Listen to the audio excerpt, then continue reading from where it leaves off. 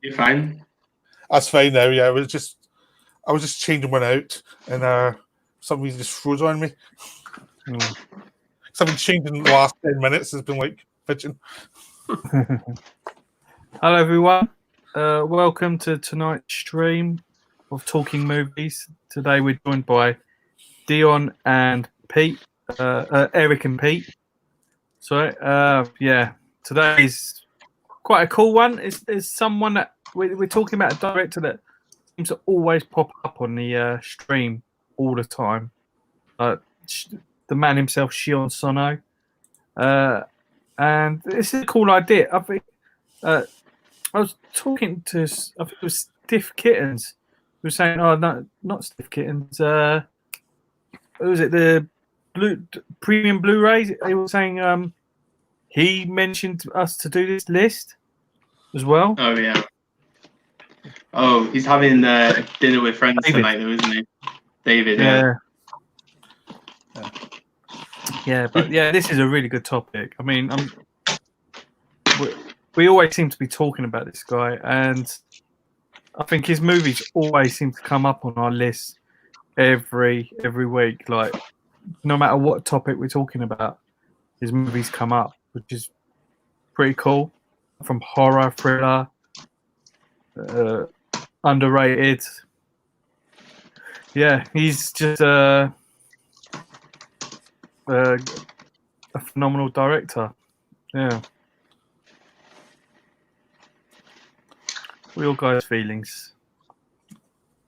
I rewatched a handful of his movies this week, and it kind of made me fall in love with his films again. Because I've seen some of them multiple times, but not all of them. So I revisited some of the ones I haven't seen in a long time, and I was just like, man, this guy's even as a director, if you make one really memorable film, it's quite an accomplishment. But he's done like a handful that they're just really almost kind of unique and creative and very entertaining. So yeah, I'm a fan of this guy. Yeah. Well, obviously, we're not talking about one of his films tonight. One that I think most people would say is one of his best movies, if not his best movie. I mean, it's the one that really stands out for everyone, which is Love Exposure. Magnum opus. Yes. Yeah. It would be number 3 on my list. So my top it would two be number rank above 3. it. Yep. That's pretty crazy. Yeah, no, it's kind of weird because I'm just into Sono recently. I don't really.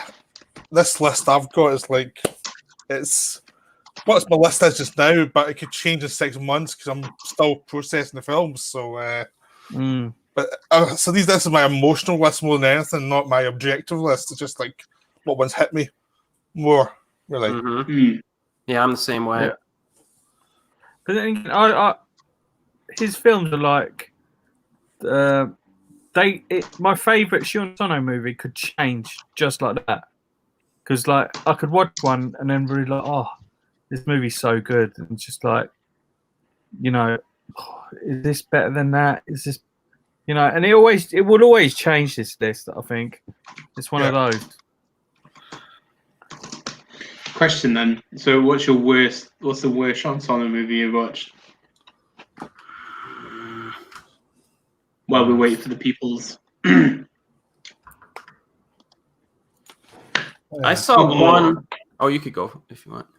No. I was excited because you were checking the list. Yeah, I put a little Word doc together because I like little Word docs and Excel docs.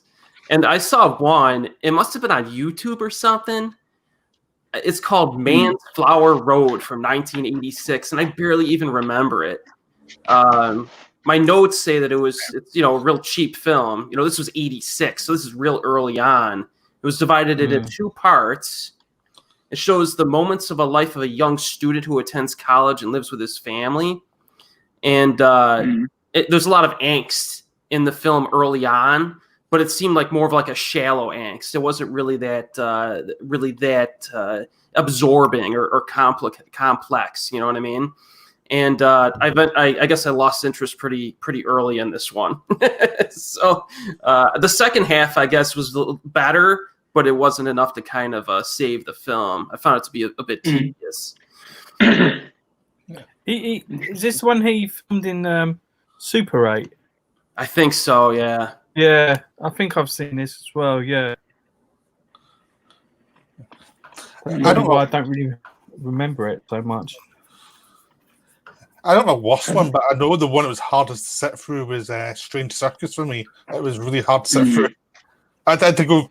I was over 3 times. I had to watch like in 3 sections because it was unrelenting. It was brutal. I had no idea what It's was in for. definitely the toughest one.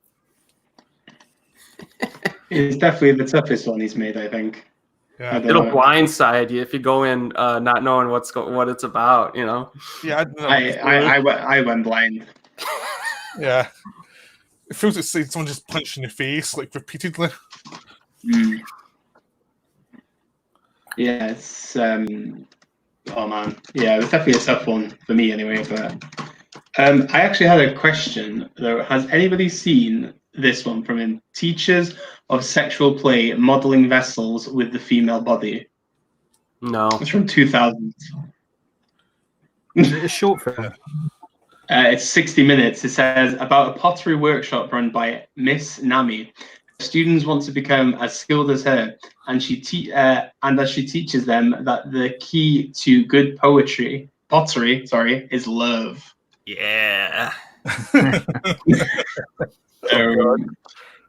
Yeah, I don't know. It's so I gotta say, I know.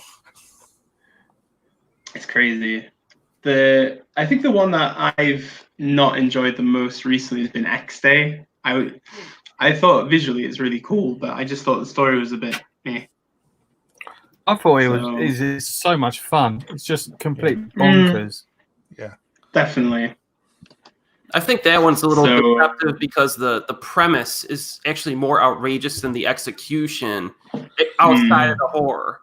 Like the horror is great and it's really crazy. When you look at just the story, you carve out the story itself. It's a little conventional, I would say, but I liked it. Yeah, me too. Yeah, it's got that feeling of that movie Teeth. The one, the one about the woman with the thing. Definitely, yeah. Yeah.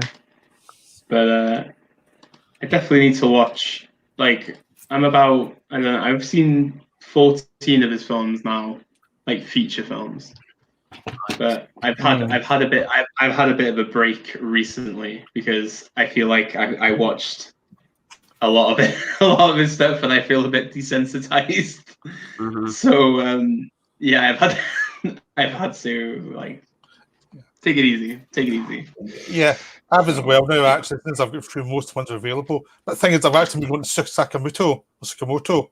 It's like, well, I've gone from one extreme to the other. It's not really like I'm going to someone who's easy viewing either. Definitely. At least Tsukamoto's films are shorter, though. So, yeah. Well, that's very true. But that's the thing. It's like it's interesting how they're quite consistent as directors as well. It's like there's a good body of work on both sides, but I would say I like a lot more than I dislike. Yeah. I would agree with that. Yeah, they're very solid. Yeah, in my eyes. I'm always happy to hear that about somebody who watches Tsukamoto stuff. That makes me happy. I really like Fast Plane, but Kotoko just was the film that kind of just got me. Like, I'm going to watch all these films now. This is so good. Yeah, it's a good choice. I enjoyed Kotoko as well. It was it wasn't what I expected it to be, but yeah, it was a good one. I don't know, Tsukamoto at the moment. I think A Snake of June is still my favorite Tsukamoto at the moment. That one stuck with me quite a bit. So I think Tokyo Fist will grow on you after a second viewing later on. Yeah, dude, honestly, right? I think it's better than Raging Bull. Oh, I do too. Yeah. Yeah. It's just, I don't know. It's a better boxing film, and it's very spicy. I haven't much to watch list. I've got it. I just haven't. It'll be watched soon. But I haven't seen Snake June since it was released, like in DVD years ago. So I'm looking forward to rewatching it again. So Yeah. Tsukamoto has a really good handle on female characters, which is interesting. He has some good, strong female characters in his movies. yeah. I'm on the opposite to Sion Sono. That's the opposite. There's a good video essay about Sion Sono and his female characters, saying that he's kind of, in the latter half of his career, he's kind of utilized them to show how there's a struggle within like female identity and the issues with men, and that's why he's making them a lot harsher films to kind of emphasize the issues that they are going through. So I can see where that comes from. So, yeah, I seem to see like most of the Sono films are started with all female protagonists. Like it was like it took me forever to get into one who actually a male protagonist because it must be just the way I chose them. Really, just kind of luck of the draw. Really, just that was the way I was viewing them. What we got here? Marvel Fan 45 says double featured Suicide Club and Noriko's dinner table. It was a trip. Yeah. Nice. Kukuberg still needs to see Tokyo Vampire Hotel series. Same. Which one's the best of the two TV shows? Well, we'll have to see. Mm-hmm. We'll have to see if any of them make our list, right? Yeah. Oh yeah. Well, okay then. I'll wait for my questions then. Carl is here. Hello, Carl. Welcome back. Going through, I'm still wondering if there is a Japanese film called Suicide Emotions. It wouldn't shock me. Yeah. I'm not Googling it though. Yeah, I like the new title for one of his new films. The Virgin Psychics. I thought that's a great title. Mm. You know, I don't care what the film. This title itself is so good. It was like such a weird title. People's That's movies the one with that's the one with Nicolas Cage, right?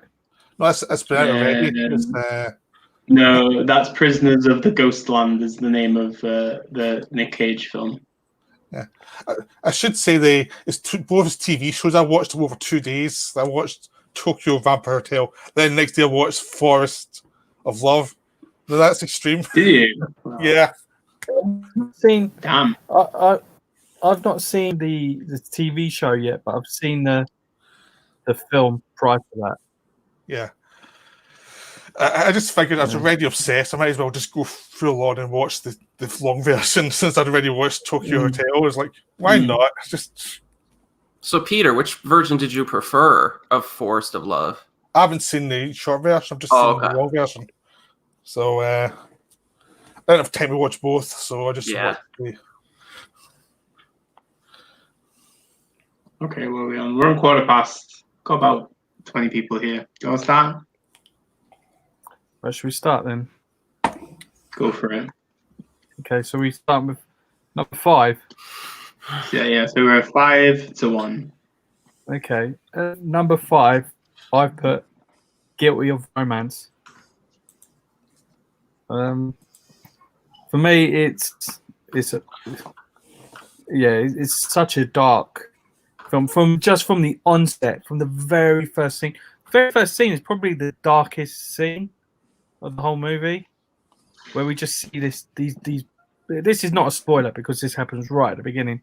You just see this body that's been like chopped up to pieces and put together with a mannequin. It's just absolutely, that just pulls you in straight away, and then the story goes in sort of like a very different direction after that till we come nearer to the end and we actually see like more of the story, which I think it's a very good storytelling done in that film. What are your guys' thoughts on Guilty of Romance? Well, it's not on my list, but I did enjoy it. I really like the lighting in it. has like, I don't know, what was it, pink that was used quite a bit in this one, and it just, you see that seedy underbelly of, the city life and stuff like that. This one almost reminded me a little bit of like Takashi Ishii's Flower and Snake films, because you watch this and it's pretty, like, I almost included it on my exploitation list just because it feels more exploitative than even most of Sono's films. But it's entertaining. I liked the actresses in it, and it's engaging. It's quite engaging. For apparently there's like an uncut version that I haven't seen that's longer than the international cut, but I don't know if that would have helped it or not. But it's good. I like it. Yeah, it's on my list. Have you seen both cuts? I've only Have you seen both? Have you seen both cuts?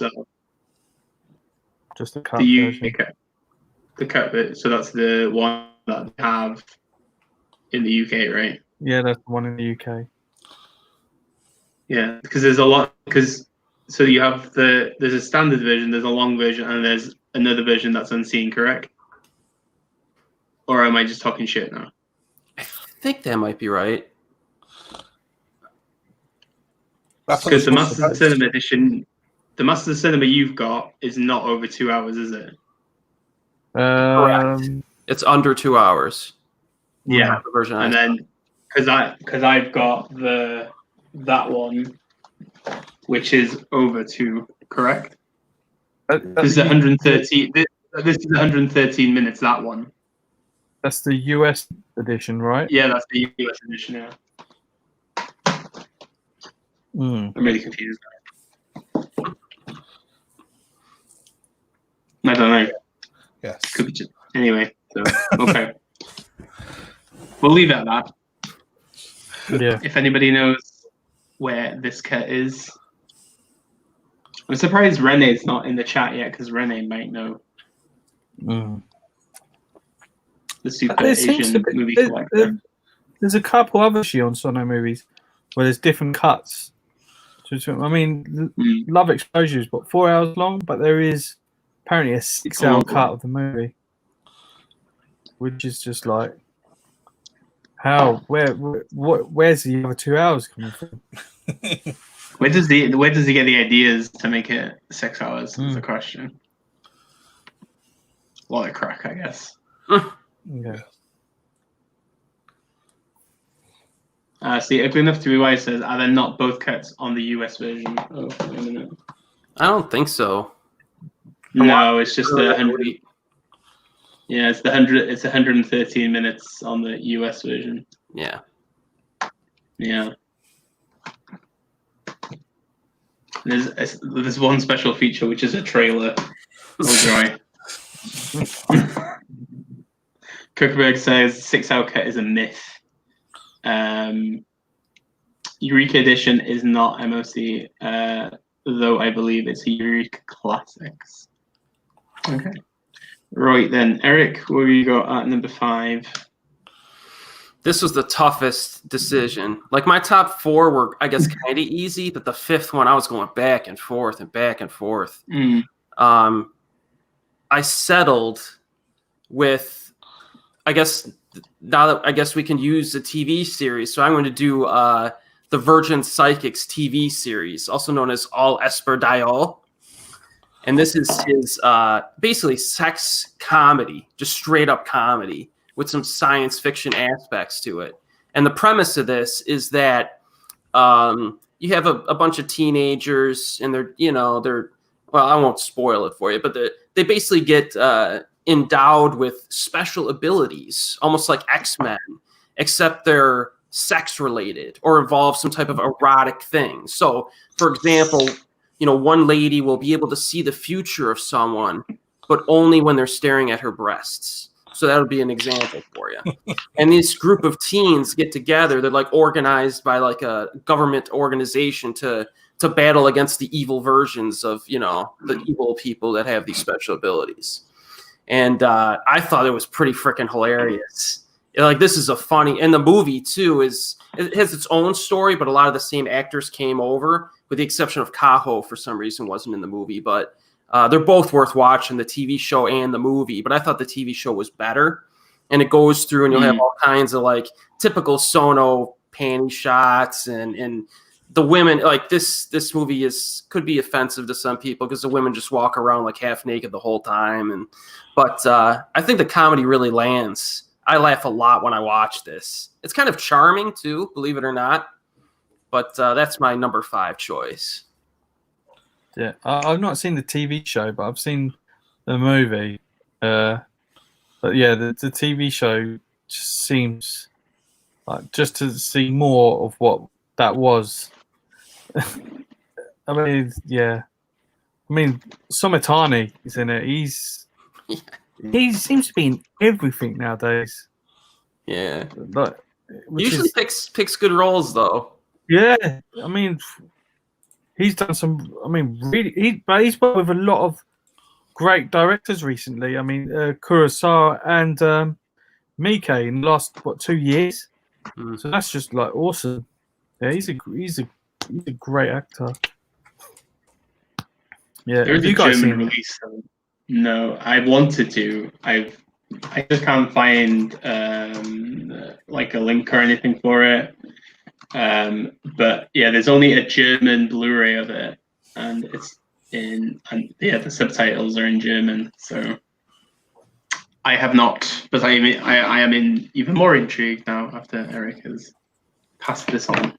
Yeah, I'm dying to see that one because I'd read about it before and it was like, yeah, I've got to watch this. This seems really funny, but I haven't seen it yet.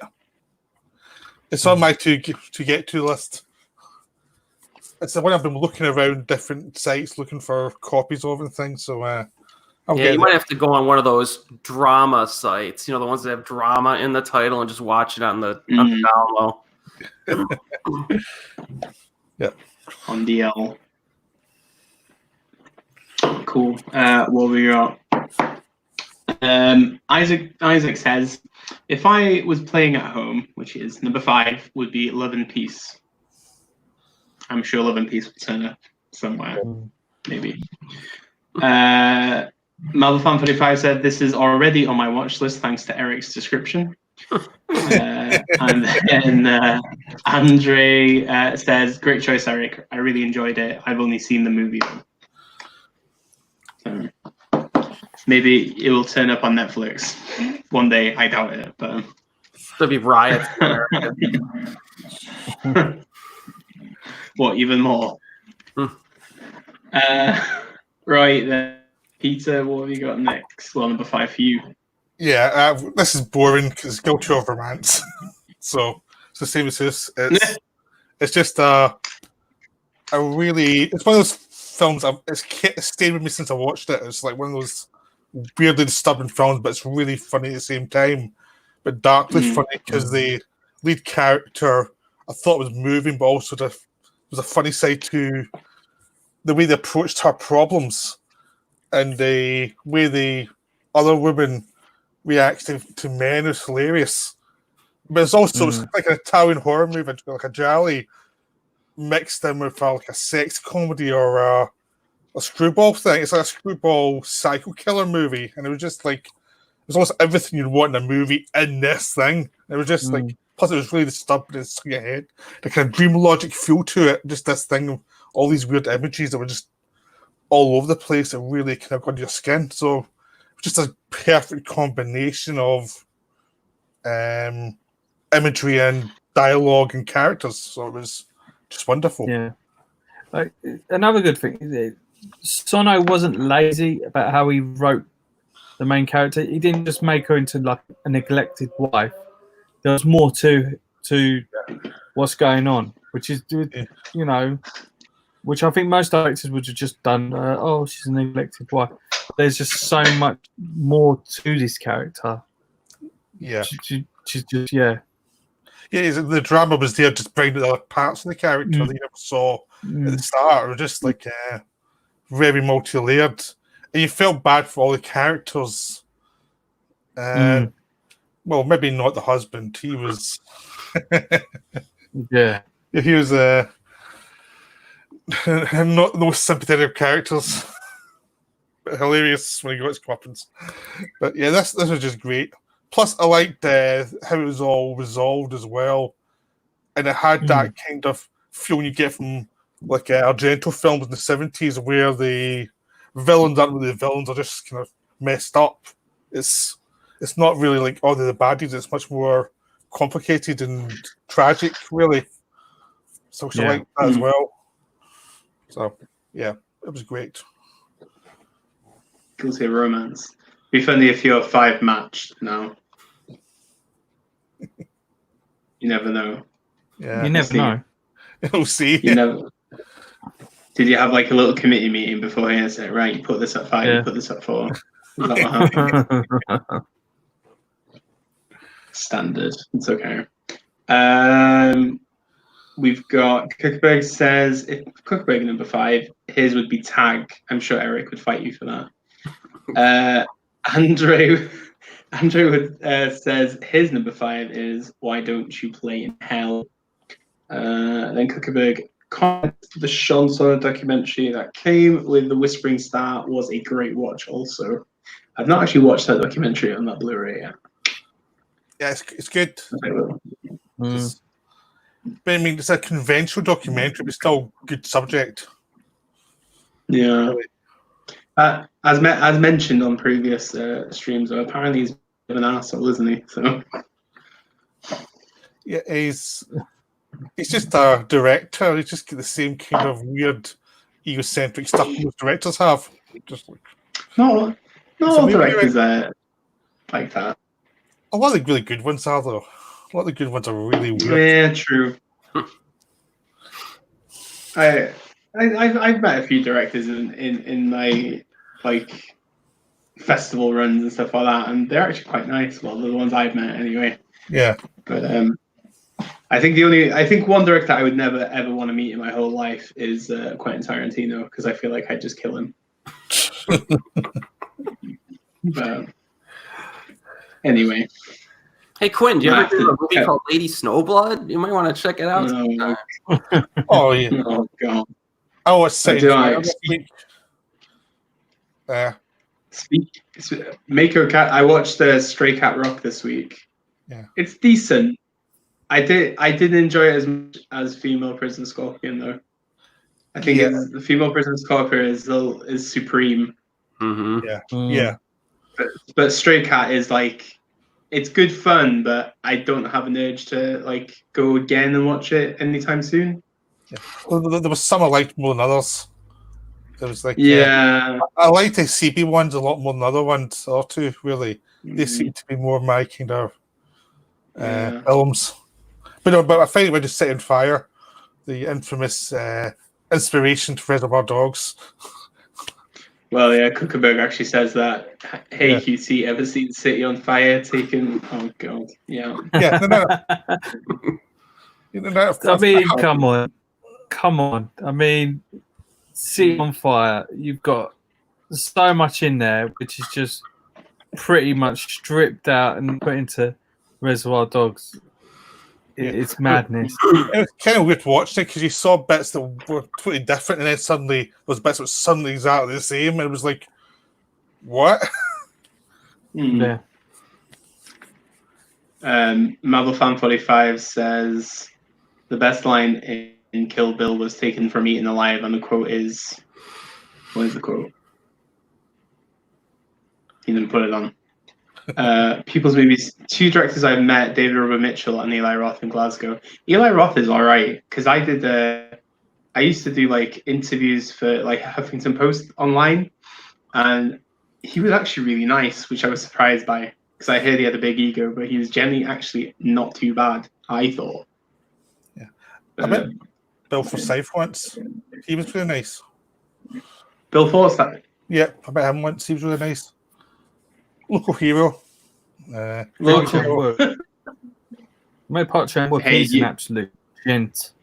Yeah. Like, proper gent. Well, QT has had a framed movie poster of City on Fire in his home, though, so it's okay. No, it's not. Totally fine. Totally fine. Anyway, let's stop bashing Quentin Tarantino then for another night, and then we'll move ahead. I'm sure there'll be Genet discussion at some point since. Oh, I hate Ginny as well. So- Ginny's annoying. He's so annoying. Yes. Dion, do you like Juné? As somebody that is very passionate for French cinema, I think he's done wonders for French cinema in general. But yeah, he's alright. Yeah. I still remember. Sorry. The Very Long Engagement is one of the stupidest films I've ever seen in my life. It is offensively stupid.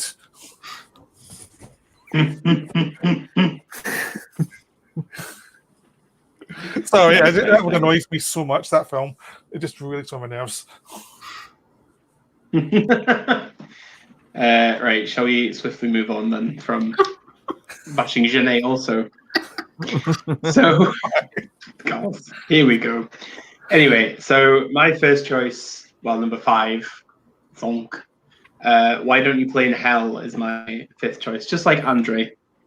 But I think I love the idea of this being a Yakuza / like love letter to film, basically. The sense of just hybriding like the essence of Japanese cinema in Yakuza, and then just having these, well, the fuck bombers just making these like guerrilla films and meshing this whole story into a gore fest that is utterly entertaining. How can you go wrong with it? It's just pure joy. It's one of the, I think it's one of the actually most uplifting films I've seen from Sion Sono. But yeah, I just love it. It's just a laugh, and it kind of makes you fall in love with film again, I think. So yeah, it's my number 5. Yeah, I'm assuming it's in people's lists. Yeah. Yep. Yeah. But yeah, it was a 5 for me. But like I say, I can't speak any higher of it. But it's a freaking cool movie. Yeah. So yeah. Okay, we won't say any more then for now. That's fine. Yeah. We're not judging you if only have it at number 5. We're not judging you all, don't worry. Yeah, but the other 4 are better. Right. Wow. All right. Love Exposure 4, 5, all of it. Anyway, so Hus, what have you got at number 4? At number 4, I've got Hazard. Don't know if anyone's seen this one. It's about this on my list to see. Yeah, it's about this young Japanese boy who feels completely like disenfranchised. He's just like in a slump in his life. He just ends up going to New York, where he meets these 2 young upstarts. They're sort of like they're thugs, and they're also like selling drugs through this like ice cream business, which is pretty crazy.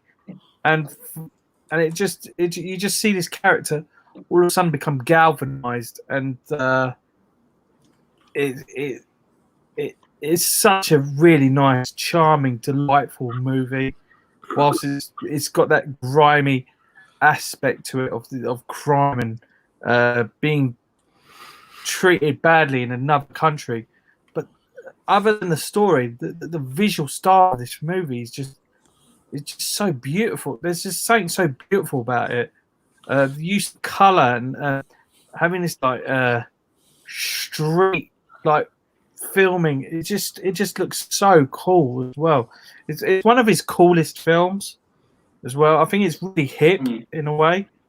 I don't know if any of you guys have seen it. Eric, you've probably seen it. I don't know if it's in your list. I have seen it. It's not on my list, but I thought it was good.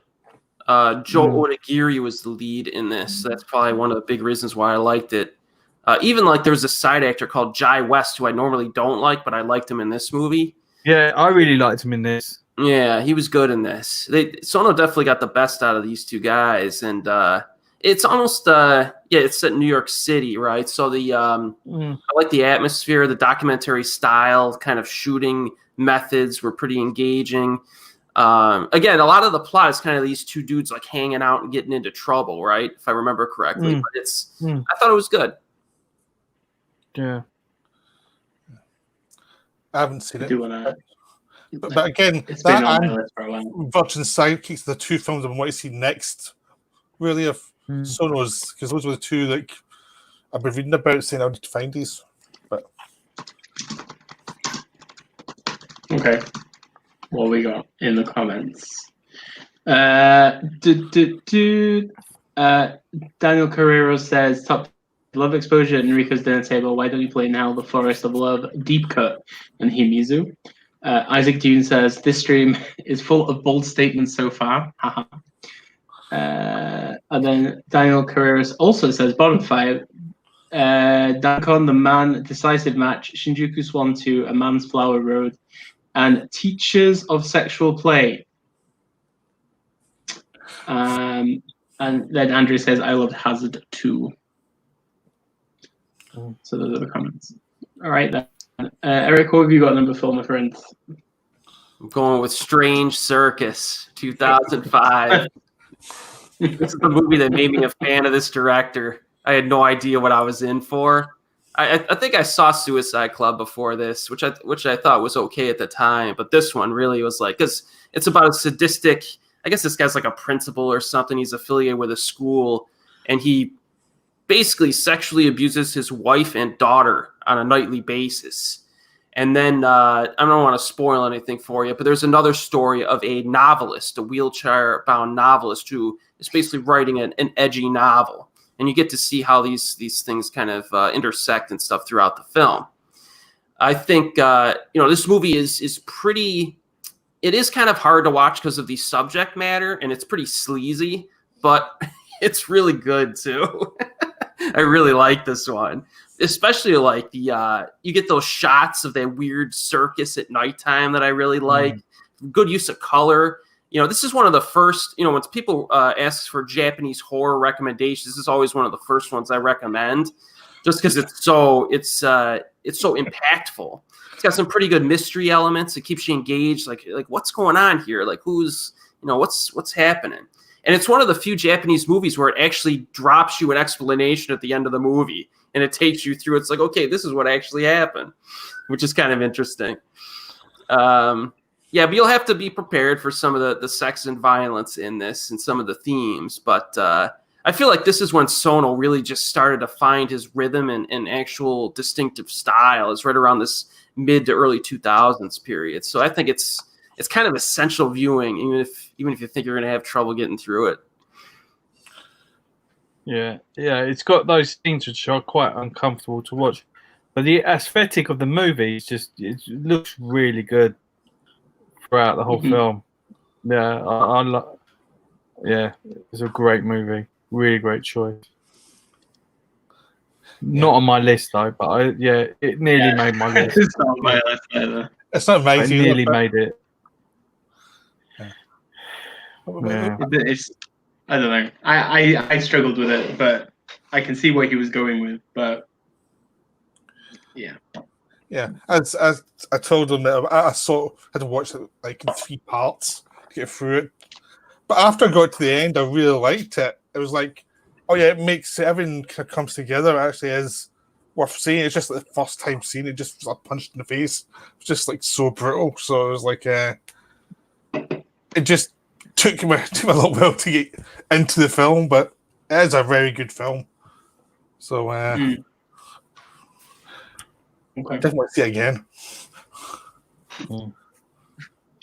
Isaac says Cold Fish is his number 4. Andrea says Tokyo Tribe, so much fun. Marvel fan, I love disturbing movies, so I need to see Strange Circus and Anti-Porno soon. Crookberg, the limited Sono DVD set with the Before Suicide movies, though it's defo a grail piece, but not English subs. Oh yeah, we've looked at that one before. Oh, Dimitri's here. Hello, Dimitri. Evening, fellas. Hope you're having a great chat. It's a family movie night for me, so I'll catch up later. You enjoy. Are you watching? Movie night. What are you going to watch? That's the question. Well, Gonna watch Strange Tom Hanks Circus. Greyhound. Nah. I'm telling you, Tom Hanks Greyhound. That's my feeling. Yeah. Strange new Circus, Scooby-Doo if it's movie. a family one. Kickerberg says, "Why don't you play in Hell?" Is my number 4. Good choices so far. Okay then. Peter, what have you got number 4? Tag. Tag. Yes, Tag is that was my first Sono film I saw, and I just it was on Amazon Prime. I just thought, I'll give it a shot last Christmas, and it was really something because just like it would have been higher if it wasn't for the fact that the last 10 minutes would explain things. I don't really care about the explanation, really. I just like the atmosphere of it. I don't care why it happened. It's just the setup was more interesting than explaining anything. So, but just the atmosphere of these girls in the girls' school and how everything just reality seems to fall apart and come back together and end up changing faces of the character.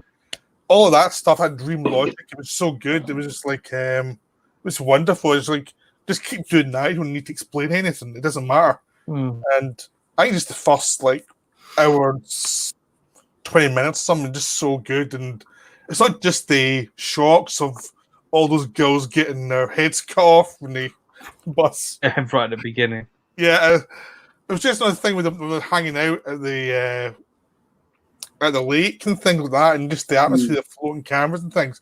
It was wonderful. The whole interactions with the characters were great, and then how it just kept on twisting and getting stranger and weirder. So just the atmosphere of it was just wonderful. So that got me to Sono. That's just great. No, that's a good pick. I'm assuming Is Tag it in any of your lists? It's not in my list. It's on mine.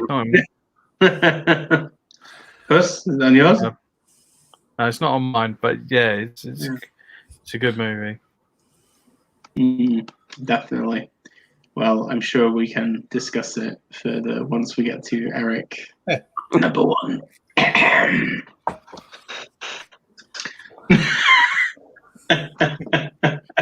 I got my poker face on. Big time. Okay. Right. Okay. Next on my list, literally, I watched this over like 2 days because it was a bit long. But have any of you seen Bad Film from Sono? Yeah. No. Yeah. Okay, so it was a project that he started in like 1995 when he was like a young filmmaker, and he then went back to it, I think, in like 2012 and like made a film out of it. I'll read the premise to you, but it says, near the end of the 20th century, Tokyo's Chuo train line, just before Hong Kong's return to Chinese control, masses of people go on a rampage and love runs wild. Literally, that is the full synopsis of this film. But honestly, for me, it is like guerrilla filmmaking at its finest. It kind of really shows you what Sono was trying to become as a filmmaker, and like through the whole process of it, it's just, you can see the film crew at times in shots. You can see these really bad actors, just random people, just doing some not bizarre things, but it is definitely a big ball of energy of a film. And honestly, I thought, wow, just for me, it was just more of a connection to actually understand more of what Sono was as a filmmaker. But it really is dirty, it's funny, grimy as hell, but a very interesting watch. And I'm glad I watched it just before this stream. So yeah, Bad Film is my choice. No, I've not Anybody? seen Bad Film. I liked it.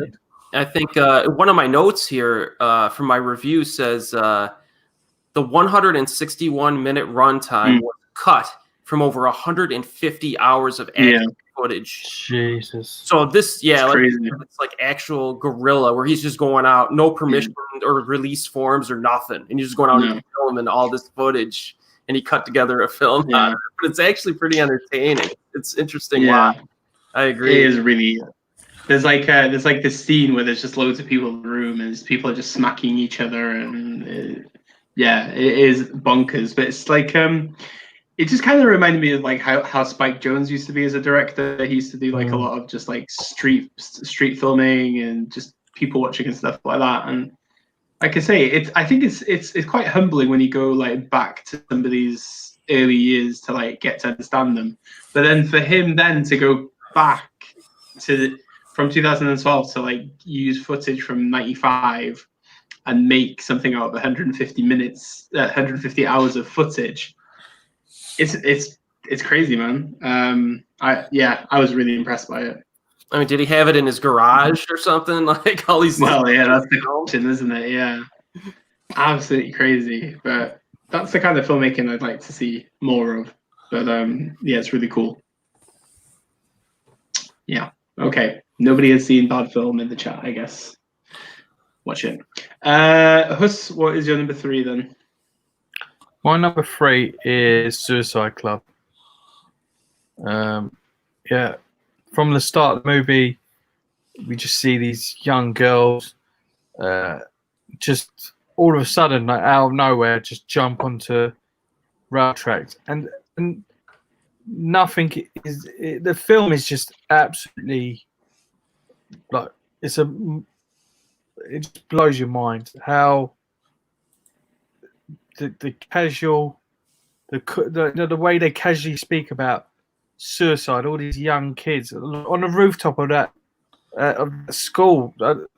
I'm sure you all three of you have seen Suicide Club, and the way they just say, "Yeah, let's commit suicide today." Yeah, I think I might do it. Let's have a party and just it's that shock that how they casually speak about it, and it's so dark, and it is a really like, you know, it's one of those films that I think it was the film that really blew Sion Sono up. I think.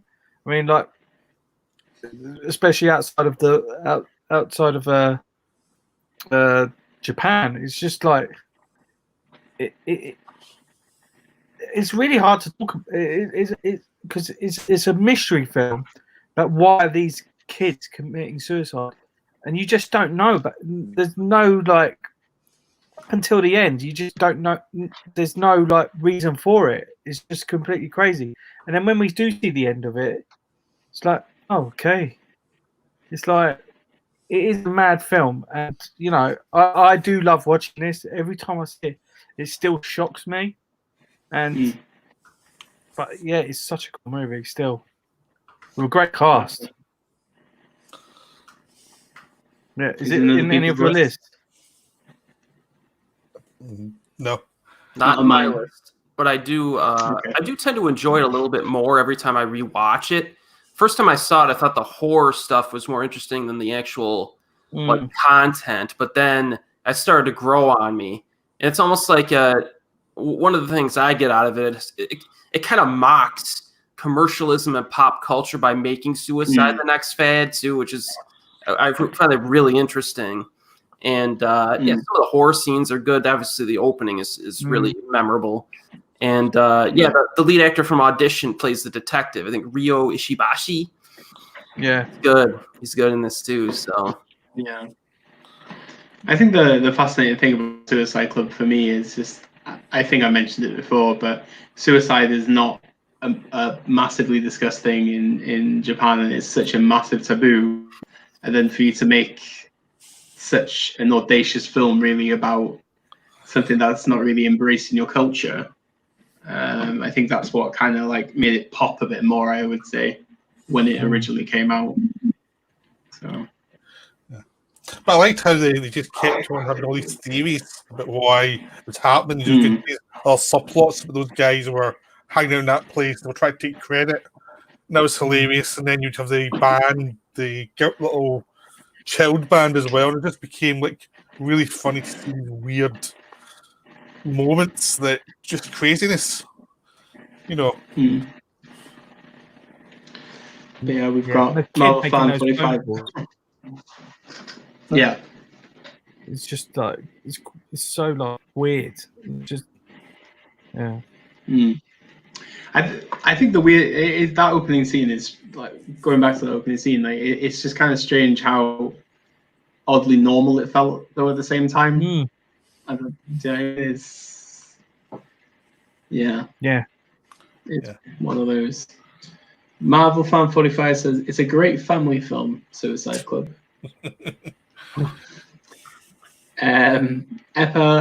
Eplephus, I guess the social commentary in Suicide Club is important about suicide roles in Japan, most definitely.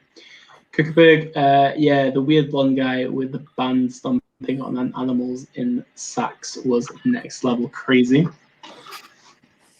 Like enough to be wise.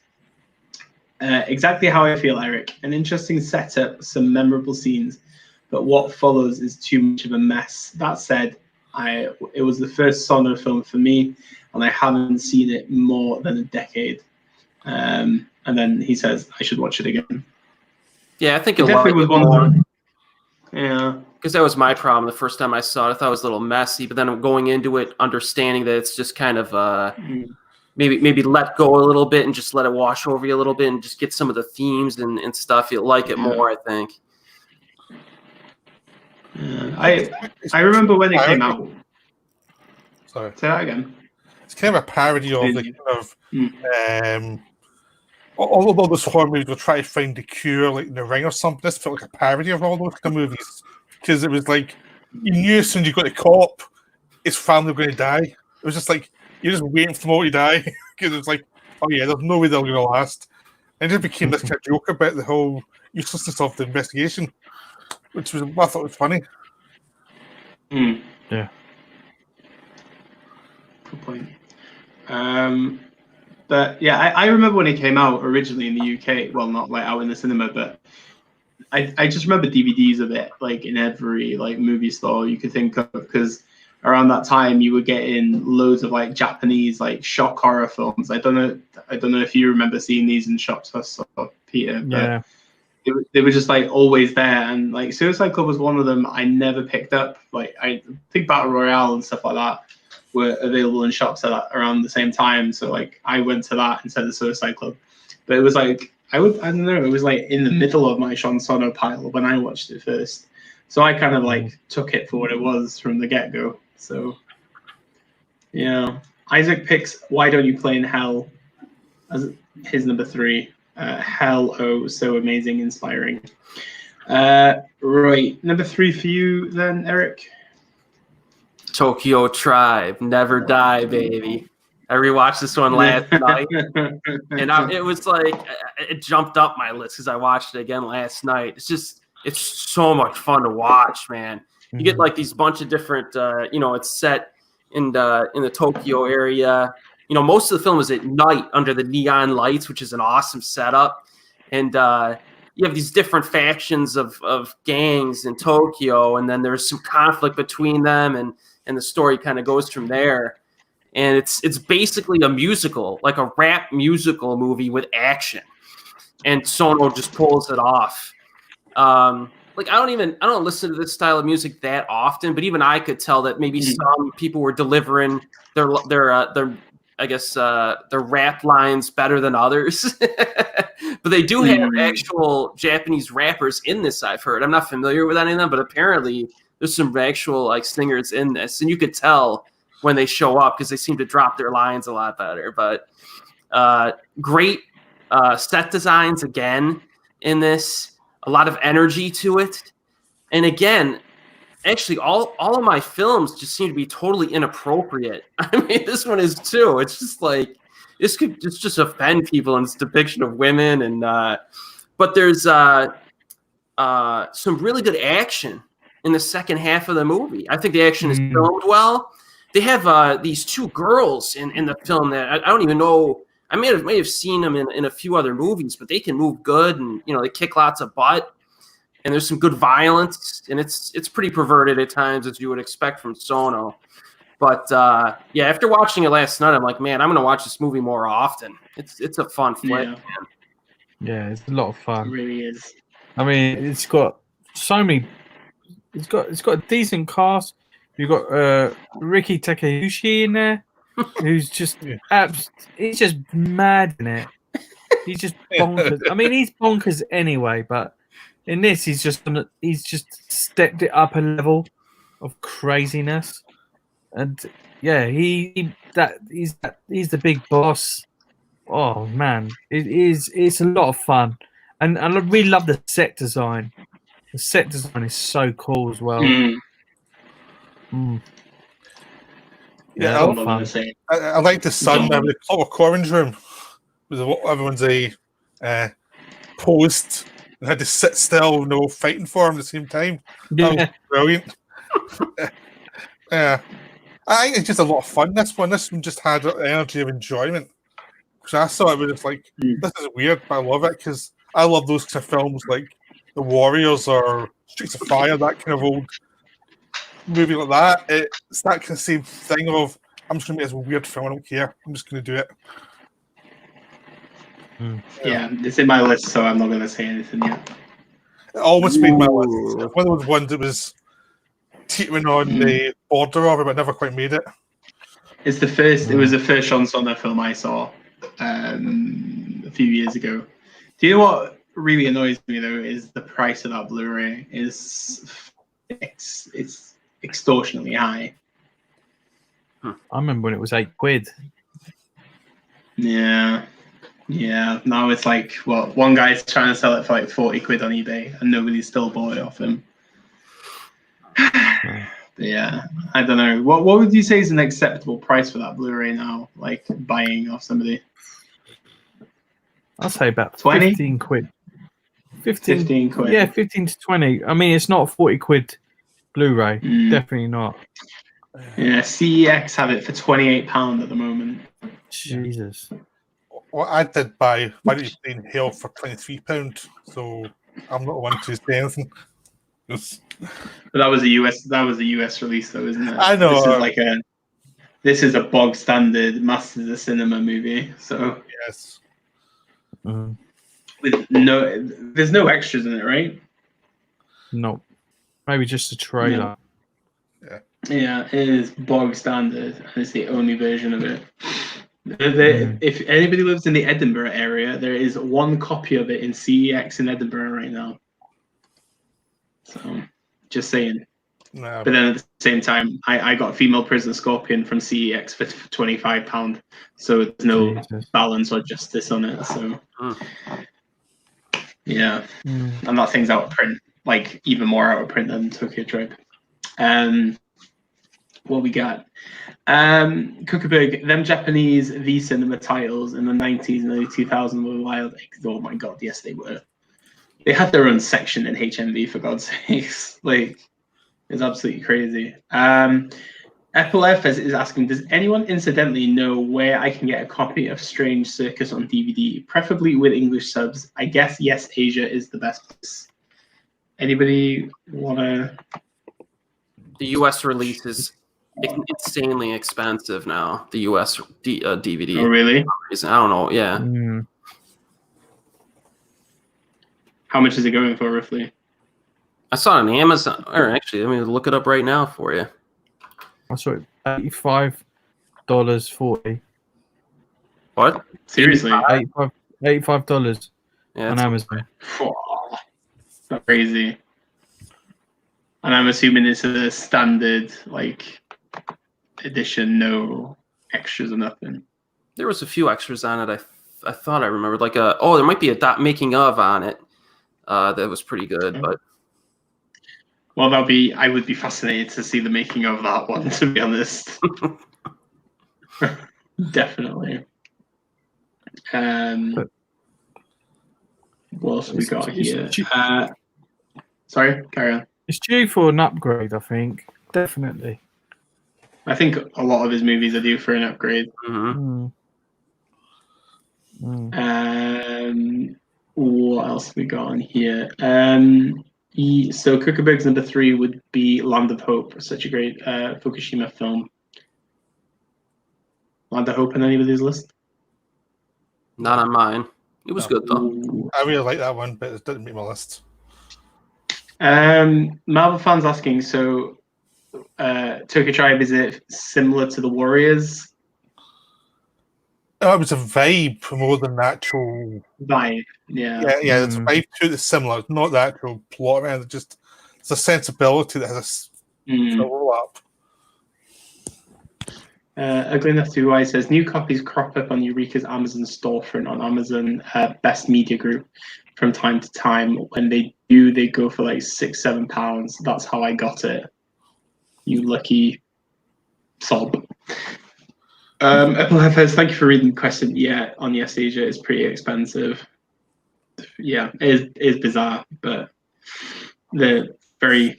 I don't know. I think the problem with Sono is a lot of people collect the whole filmography if they can, or as much as the filmography, because they're difficult to get on streaming and everything. So,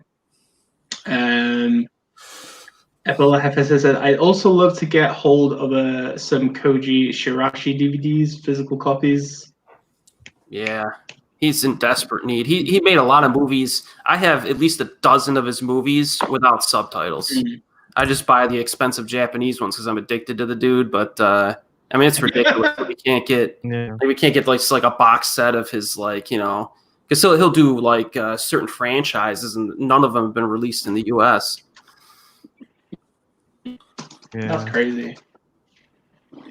Absolutely crazy. What else we got? Cookaboo picked up my Strange Circus DVD up on Amazon about 6-7 years ago for about £10. Yep. Good deal. Sell it for more now if you want to. And then Apple Heifers, cool. I should keep an eye out now again on Amazon. And then they also say that would be pretty cool, Eric, with a box set of Shirashi films. I'm telling you, we should open our own boutique film line and get all the like obscure film titles of the world. Boxer's Omen would be the first film that we produce into a boutique Blu-ray line. Not the first movie, just the second one, and then we'll go from there. We make a mint. I'm telling you, loads of so much money. And I can't imagine that it would be that expensive to buy the rights to that film. For like $5. $5. I give you $5 and you can get 0.5% of the gross of the sales of the movies. Gloin the Hobbit, still one of my favorite YouTube names. You guys talk about movies like no other on YouTube. Great job, guys. Thank you very much.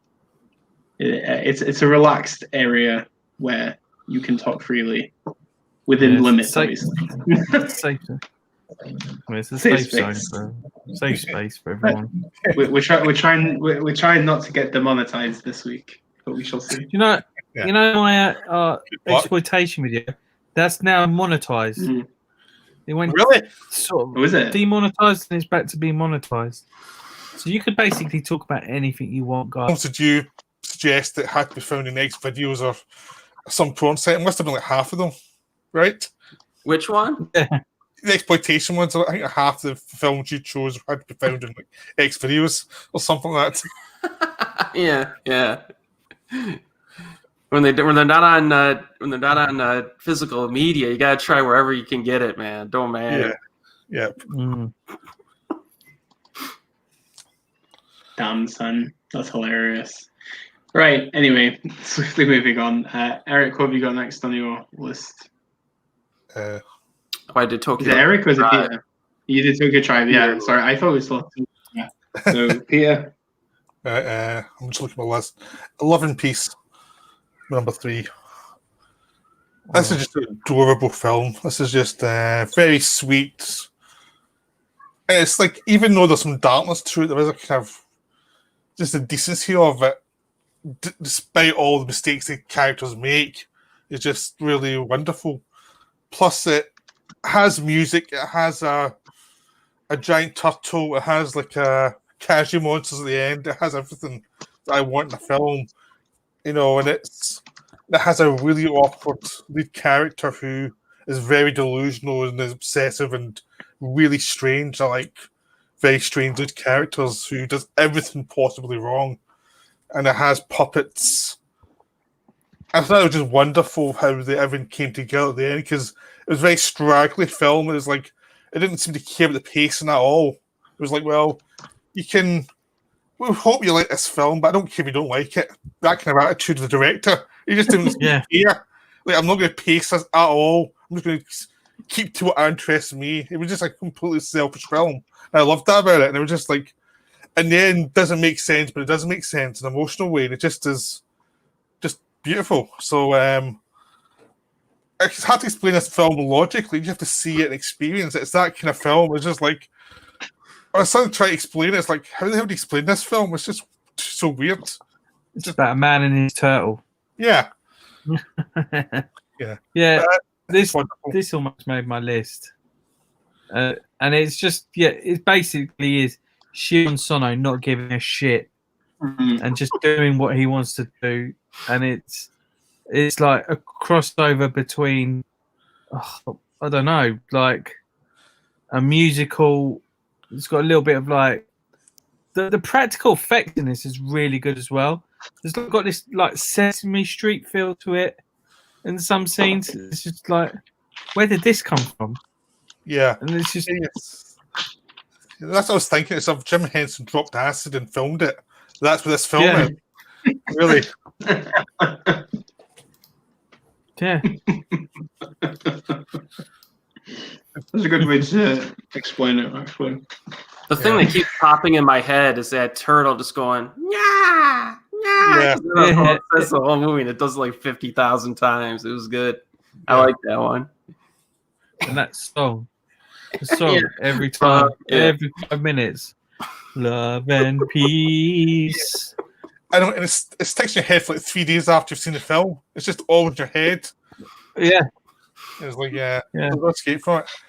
I like the fact that he treated his girlfriend like shit for the whole film as well. He was so terrible to her. It was like, he deserved to get punished horribly because how terrible he was to his girlfriend.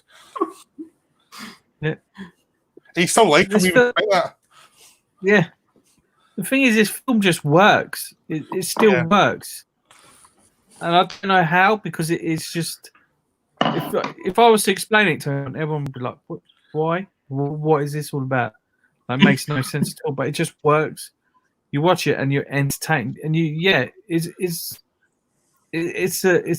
a great movie. I really like it, and it did nearly make my list. Yeah. It wasn't on mine. But I need to rewatch it. It's been a while since I watched that one. But yeah, okay. That song's in my head now, though. Even though I don't remember the words, but I know. Oh man. Yeah. Exactly.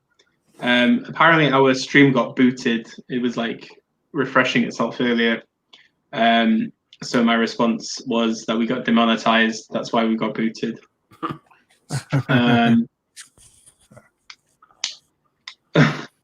Oh, People's Movies thinks it's because we talked about the Milking movie. Oh god. Oh, not again. Yeah. I sent out to all my friends that link, and they all loved it. What, loved the movie or loved the concept, or they watched it? I just sent the concept of it. I just was like, and they all thought it was hilarious. You don't have to see the movie to enjoy the concept. You still watch along. No, I'm okay. I'm cool, man. I'm good. I'm good on that one. Yeah. I'm gonna get a drink. Back to text. Yeah. All right, no problem. You come back. I actually had a comment. I reviewed Kelly Reichardt's new film called First Cow, and La Dolce Vita, who comes on the stream, says, now I've got 2 cow movies to watch. First Cow and A Lonely Cow Weeps at Dawn. And I was like, okay, that's probably the best comment I've had this week on any of my videos. So yeah. Glowing the Hobbit says, I hope Western politically correct tastes don't come after Sion Sono. I also hope the Japanese media don't let China and the West censor the material. I generally don't think that Sion Sono is gonna ever have to deal with this kind of situation anyway. I think within film like circles, I think if you're in the know, you're in the know of who he is. but I don't think general audiences would really ever go and attack his films because why would they bother? And I think there's more issues with other films rather than Sion Sono. So that's my 2 cents on it. I don't know if anybody else has anything else to add to that. Yeah, I don't think he cares about the studios or anything. He makes the films that he wants to make. I mean, Yeah. I think with Netflix throwing money at him as well, Netflix don't seem to care what anyone makes, really. They'll just get a big director and just do whatever they want. So he can always work with Netflix. And come on, he's casting Nicolas Cage. What's that all about? And Sophia Boutella. Yeah. It seems perfect for Sono, though. Nicolas Cage just seems a perfect actor for him.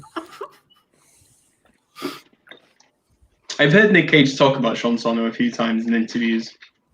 Yeah, because Cage did that Pang Brothers film a while ago, Bangkok Dangerous. I've never actually watched it.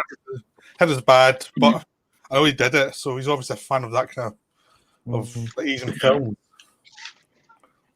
Well, I think Nick Cage has, even though his choices of film aren't always the best, he does have a good taste in film and in like cinema in general, I think.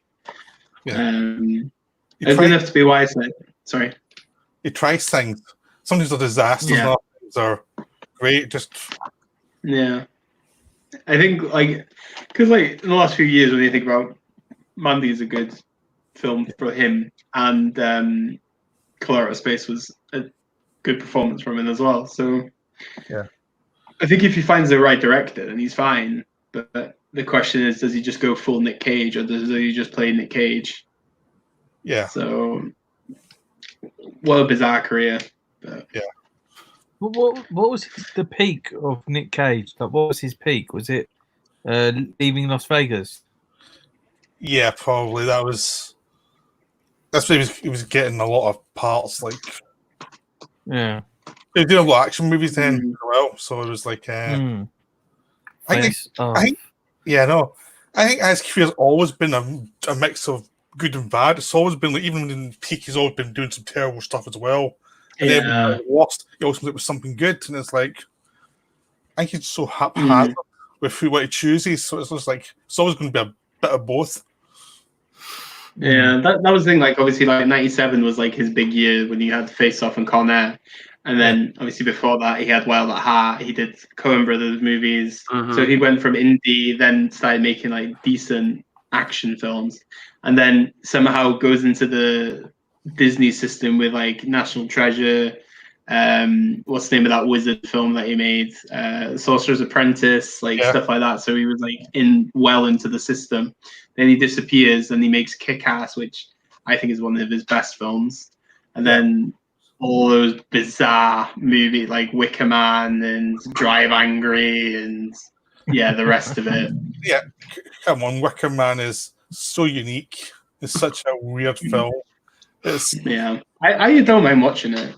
Yeah, I like Drive Angry as well. So Drive Angry is nice and silly. What a guy! What a guy! Ugly Enough to Be Wise says, I asked Third Window Films whether they could get the Milking movie from them. I mean, they said probably not. And then Ugly Enough to Be Wise is going to try Criterion next. You never know Criterion. Maybe you'll have to go to some porno companies to get them to produce a Blu-ray of it.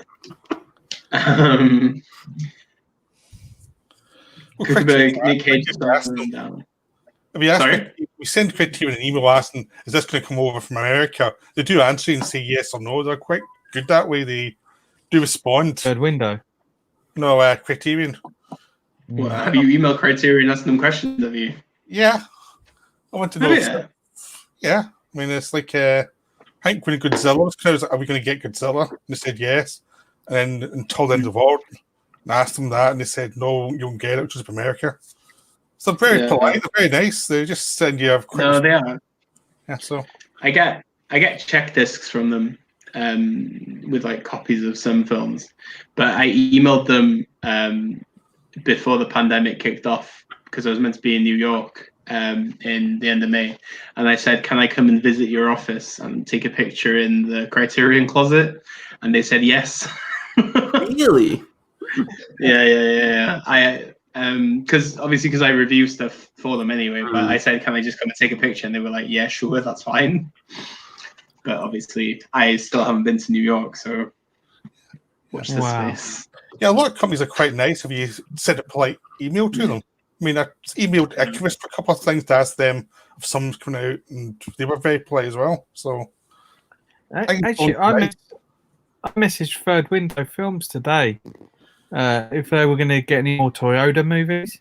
They said no because they released a box set and Blue Spring, and it didn't do well at all. And they said, "Well, no, it doesn't look like no one wants to buy his movies," which is madness because I think he's such an underrated director, like severely underrated. I mean, in terms of like, no one really talks about him in the same breath as like Sono or any other like Japanese director. Yeah. Yeah, I got Blue Spring streaming last week because it was on the sale. So I fancied watching it. I haven't watched it yet, but I've got it. So I've got like 4 of his films to watch. We got some Nick Cage comments here. Glowing the Hobbit says Nick Cage is bankrupt and needs money to pay Uncle Sam. He did have one of the largest comic book collections in the world, apparently, at one point. Glowing the Hobbit, check out Adaptation with Nick Cage. Oh my god, yes, Adaptation is fantastic with Nick. That's a great Spike Jonze film as well. Krukerberg, Face Off, John Woo was peak Cage, in my opinion. Solid. Ethel Heifer, yeah, salt, exactly. Ethel Heifer says, really love Mandy. Isaac Dune, no love for Left Behind. Isaac, go away. Krukerberg, Cage was amazing in the Bad Lieutenant. Oh god, yeah. Have you seen the Bad Lieutenant reboot with Nick Cage and Werner Herzog? Oh, it's great fun. It's so much fun. No, I haven't seen it. Bizarre. It's really bizarre but wonderful. Brad Rosser is asking a question. Where can I get Memories of Murder on Blu-ray? It's coming to a Criterion. Or if you want to spend about 100 quid, you could probably get the Korean standard edition Blu-ray. Yeah. Would like to try to get that limited edition. Yeah, don't buy the German edition of it because it's not English subs. There is a, at least in the U.S., there's a Criterion sale on Barnes & Noble this month. 50% off. But I don't know, they're having trouble, I guess, shipping or they're not shipping to certain countries, I think. Yeah, they're not shipping to us. Yeah. I think I'm screwed. I'm screwed on the Zatoichi set. I don't have it. And I was like, oh, I'm going to get it during this sale. And it's like, they're not, it's out of stock. It's going for like $500 on Amazon. So I guess I'm just not going to get it. Yeah. As where have you got a Barnes & Noble close to you? Or? Yeah. Yeah. Is there normally a good spread of stuff or? A decent spread, I guess. I could go check just to make sure it's not there, but yeah, you never know. Sometimes, I guess, because I wanted to get the Titanic film, A Night to Remember, but I can't get it from America right now. But if I'm going to the US, like maybe in the next 6 months, I'll be all right. Right. What else have we got? Oh, is anybody getting the Air Doll release on Monday? I'm tempted, but I don't know yet.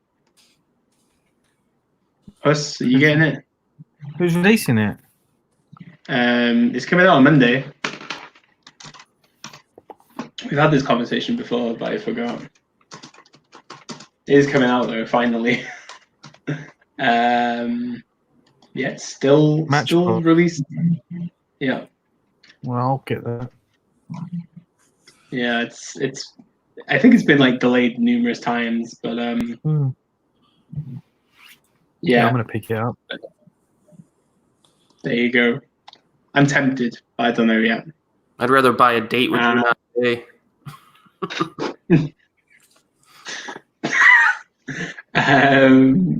Ugliness Wise, yes. Nick Cage is an adaptation. Kuckerberg, eBay, ask for opening prices, yes. I think Dune go away, just like all the sinners in the masterpiece of Left Behind. Oh god. Brad Rosser, fuck that, I'll wait. I'm guessing he's seen the prices of Memories of Murder. Yeah. If the Airdor releases this Monday, I will actually buy Airdor and eat it. Pushing that release back for several months now. I doubt it's happening. I don't know. It's like what, 3 days until it comes out. So if you've pre-ordered it, Amazon will be probably shipping it tomorrow. So if it's true, then I will buy it. Otherwise, I'm not buying it. I might wait till Monday for it to be out, and then I'll buy it for Tuesday, next day delivery. But yeah. Right. Okay. But if that air doll ever comes out, it's going to be now, because I finally broke down and ordered the Japanese Blu-ray. Oh, bad timing. Very bad timing. Right. So I think it's me, right? I think so. Yeah, I think so. Yeah, because we Turtle Song. So it's me. Okay. Yeah. Love and peace. Love and peace. Love and peace. No. It should be like a celebrity charity single. Yeah. Be brilliant. Okay, so my number 3 is Cold Fish. I'm a big fan of Cold Fish, purely for the reason I love the idea of serial killer films anyway, as we all know. But what I like is how Sono kind of like parallels two guys, and then you have the dominant a week, and then it swaps around. And through this whole like idea, you look at the idea of like misogynistic men and how they just get beaten up into a bloody pulp, and it's gory like most other films. It's actually an interesting narrative. I think pace-wise, it actually rolls quite well, because some Sonos are testy when it comes to its actual pacing. And I don't know, I just find it fascinating, because it's more of a perspective of why a serial killer kills. So for me, it's definitely an interesting Sono. Obviously, it's what now, 10 years old. Mm-hmm. So it's a bit of yeah. So for me, I think it's a solid film from him, and it's definitely one that I want to revisit a few times, because I kind of want to get more of a fuller understanding of what he's going for with it. But it's a great idea, and it's executed very well. So yeah. Anybody want to open up on that, or is it on people's lists? It's not on my list, but it's great. There's a reason why it's not on my list, though. We shall find out soon. Okay. But yeah, it's great. It's really wonderful. And the murder scenes are wonderfully gory and difficult and awkward. You know? Yeah. Didn't make my list, but it was really close to make. It was just missed it. I like the actress Asuka Kurosawa, who was in A Snake of June as well. She played the crazy wife in this one, and she was great in this one. I like her a lot in this. Good flick. Yeah. What's this in your list? It's on my list. Oh. Two great minds think alike. Okay, that's fine. Isaac Dean asks, anyone else find parts of Cold Fish hilarious? Yep. Yeah. Cookbook says so funny, so he's just really funny in weird ways. Cookbook says Cold Fish would be my number 2. Okay, interesting. Right then, Hus, what is your number 2? It's Cold Fish. Yeah. Which leads straight on to me talking about it. Yeah.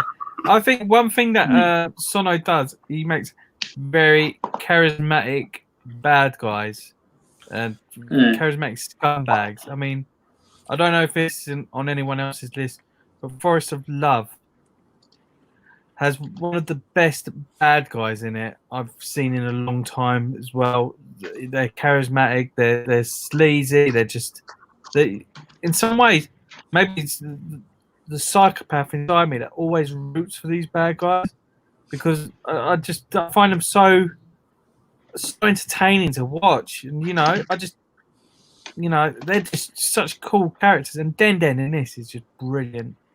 I think Den just kills it. And it's based on a true story. Yeah. I think. Or some parts of it are based on a true story. Yep. Yeah. They're always like, well, these serial killer stories are always like from something, aren't they? But, yeah. Isaac Dean says, Forest of Love, Deep Cut is my number 2 best villain of the millennium. Yeah. Interesting. Yeah. Interesting. What is your like favorite Japanese serial killer film, man? Other than Pure. Yeah, except for Cure. Oh no! Oh god. I have to think. Maybe what's another Angel Dust I like a lot. That one's a weird one though.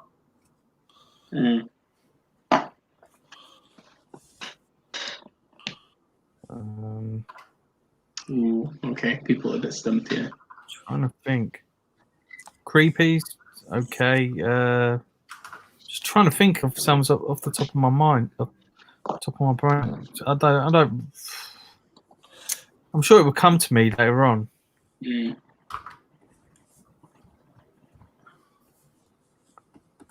Yeah, I guess the Audition, in a way. Yeah, it's a good one.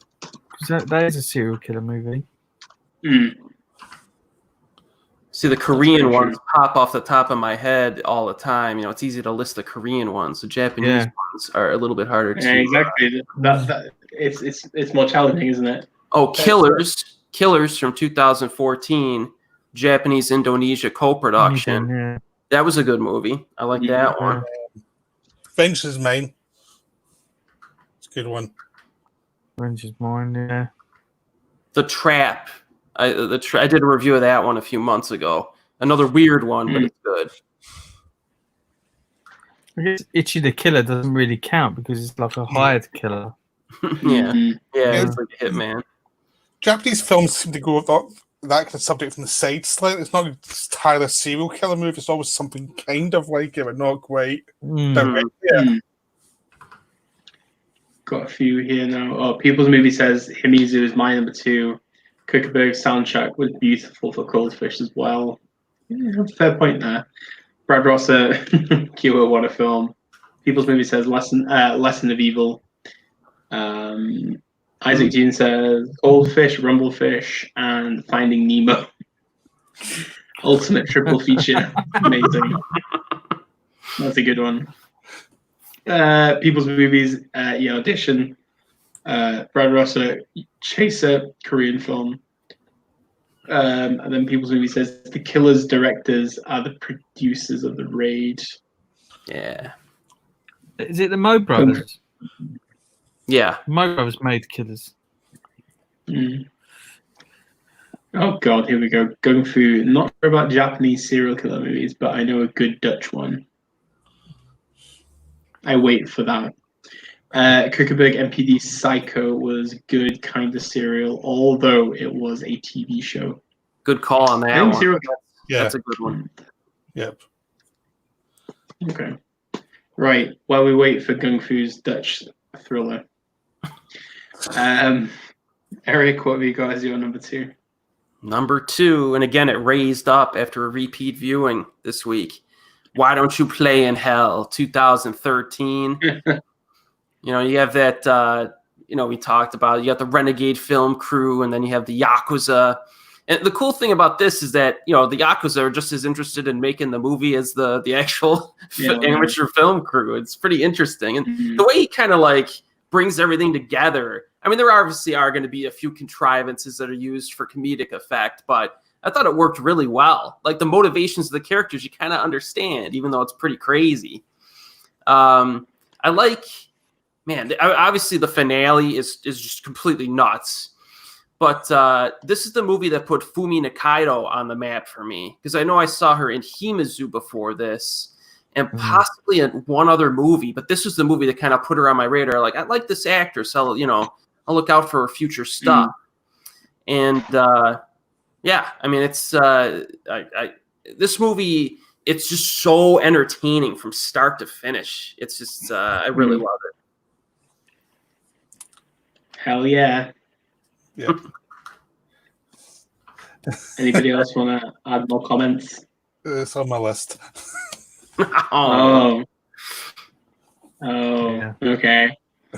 Okay, then we will leave that for the time being. Brad Ross is asking. Brad Ross is asking: is anyone getting the Bruce Lee greatest hits criterion? Yeah, when I struck out on the Zatoichi set, I was all mad. So I'm like, screw it. So I got the Bruce Lee one instead at 50% off.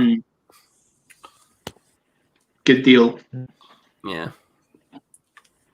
I had it ordered, but I cancelled my order because I was just like, I don't actually need it right now in my life. So I started filling up my basket in Barnes and Noble, and when I saw that I can't actually get anything, I was just fuming. I'd give Eric a shopping list. yeah, I had the flavour of green tea over rice, and the Grand Budapest Hotel. That's I'll pick up on that Grand Budapest. Yeah, it does look good. It's a really good. I've got it, but it's a really good addition. The extras on it are amazing. It's like one of the best Criterion releases I've had in a while, in all honesty. So, yes, goddamn Barnes and Noble. It's fine. It's shit, but I think like have you seen like Amazon's tax prices in America are really high at the moment as well for import, export. Yeah, monoprice import. Yeah, it's like if you want to buy one movie, it's like $14.66 on top of the actual full price of the film, which is kind of weird because it wasn't like that before. That for about a year. So, because I tried it last year, ended up just going somewhere else. Like, this is too expensive for. I'm just paying this. So and then you have to, because you have to add the import fee on top of it then also, because you have the tax and then the import fee, and the import fee is like about £4 or £5. So it's like you pay double the price for the film. So yeah, I think that's why so many people are like gambling with WoW HD sometimes and just see what happens. But yeah, I've never had a problem with them. They've always been pretty good with me.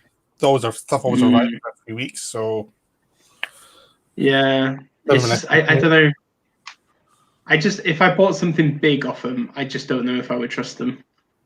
I could beg. If it's like That's fine. if it's like a single if it was a single Amore, I'll take the gamble.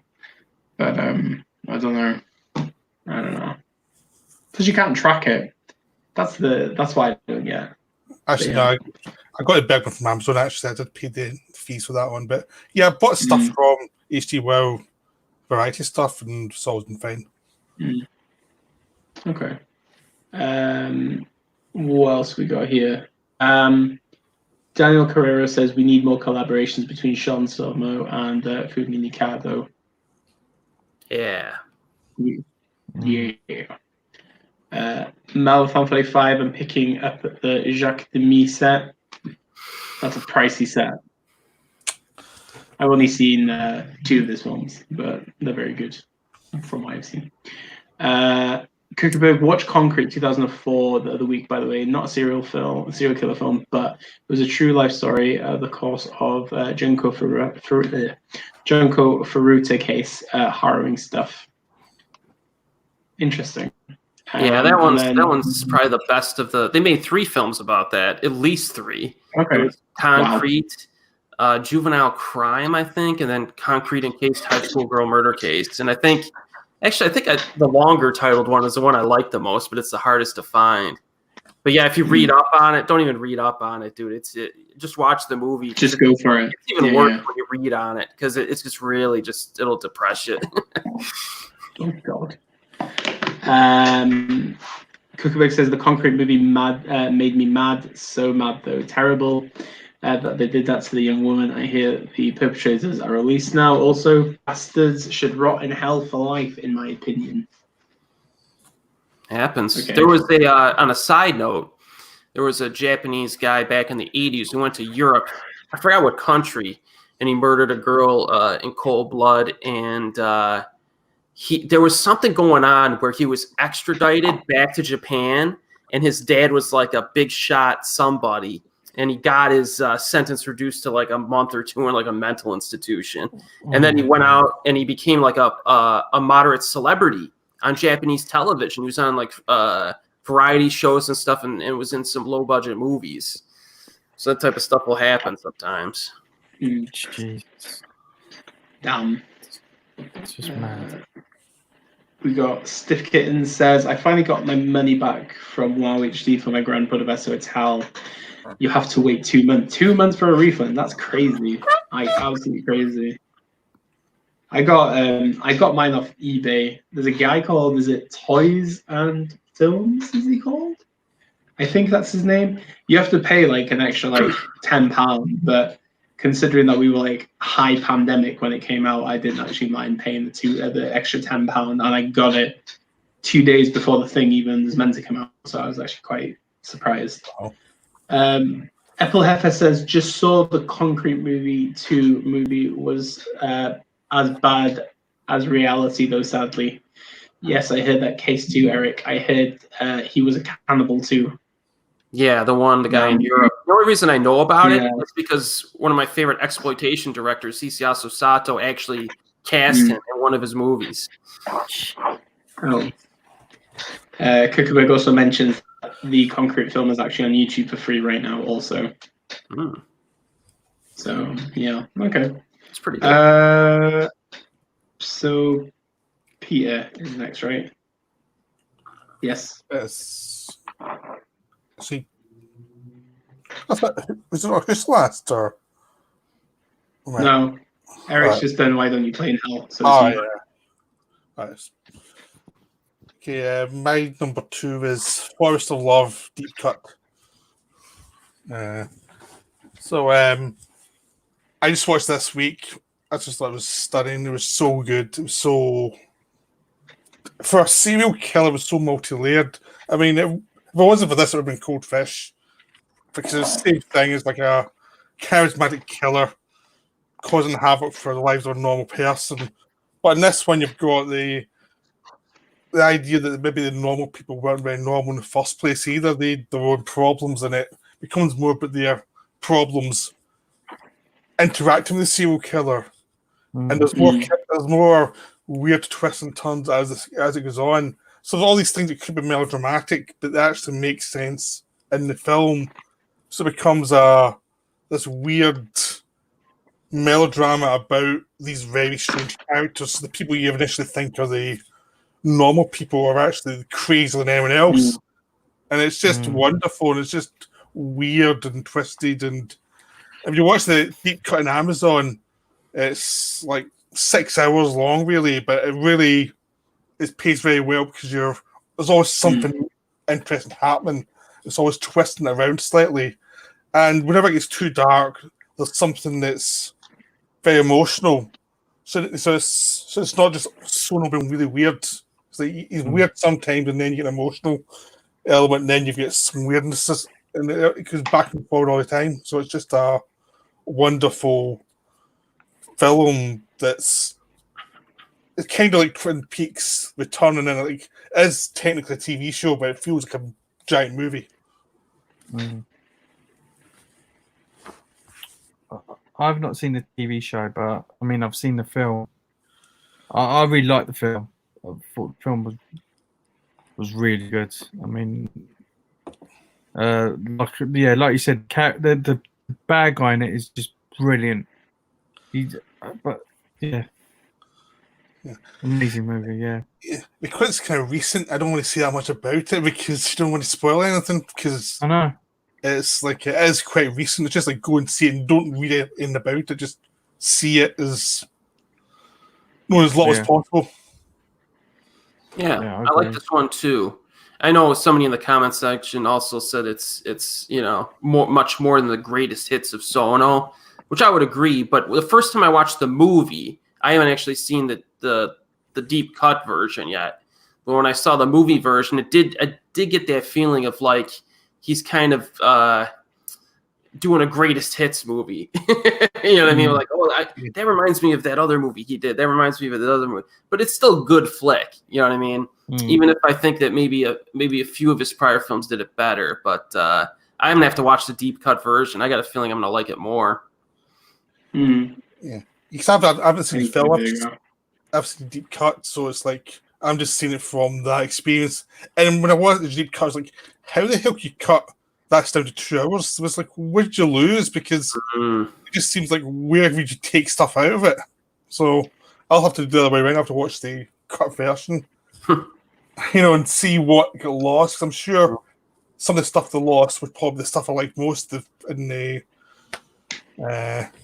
longer version. I definitely need to give it a go.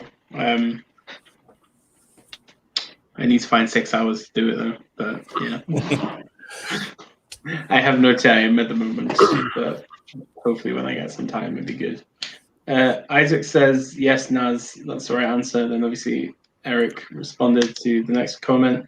I can't see how you could leave anything out of the movie version. See the deep cut if interested. Okay, I would seek the deep cut since we're talking about it. But okay, cool. Very cool choice. Right, so me now. So my second choice is Tokyo Tribe. So Tokyo Tribe was the first ever Sion Sono film I ever saw. I had no clue who Sion Sono was in 2014, 2015. I was just like, I like musicals. I like gang movies. I'm going to go watch this.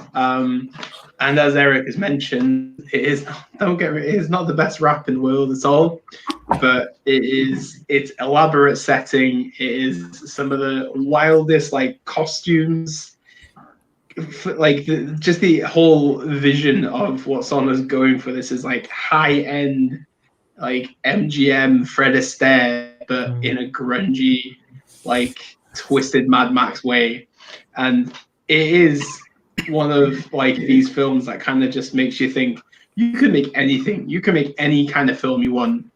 And Sono just goes full blown, this is my passion. This is what I'm making. And yeah, it's just an utter blast. It really is one of my favorites of his.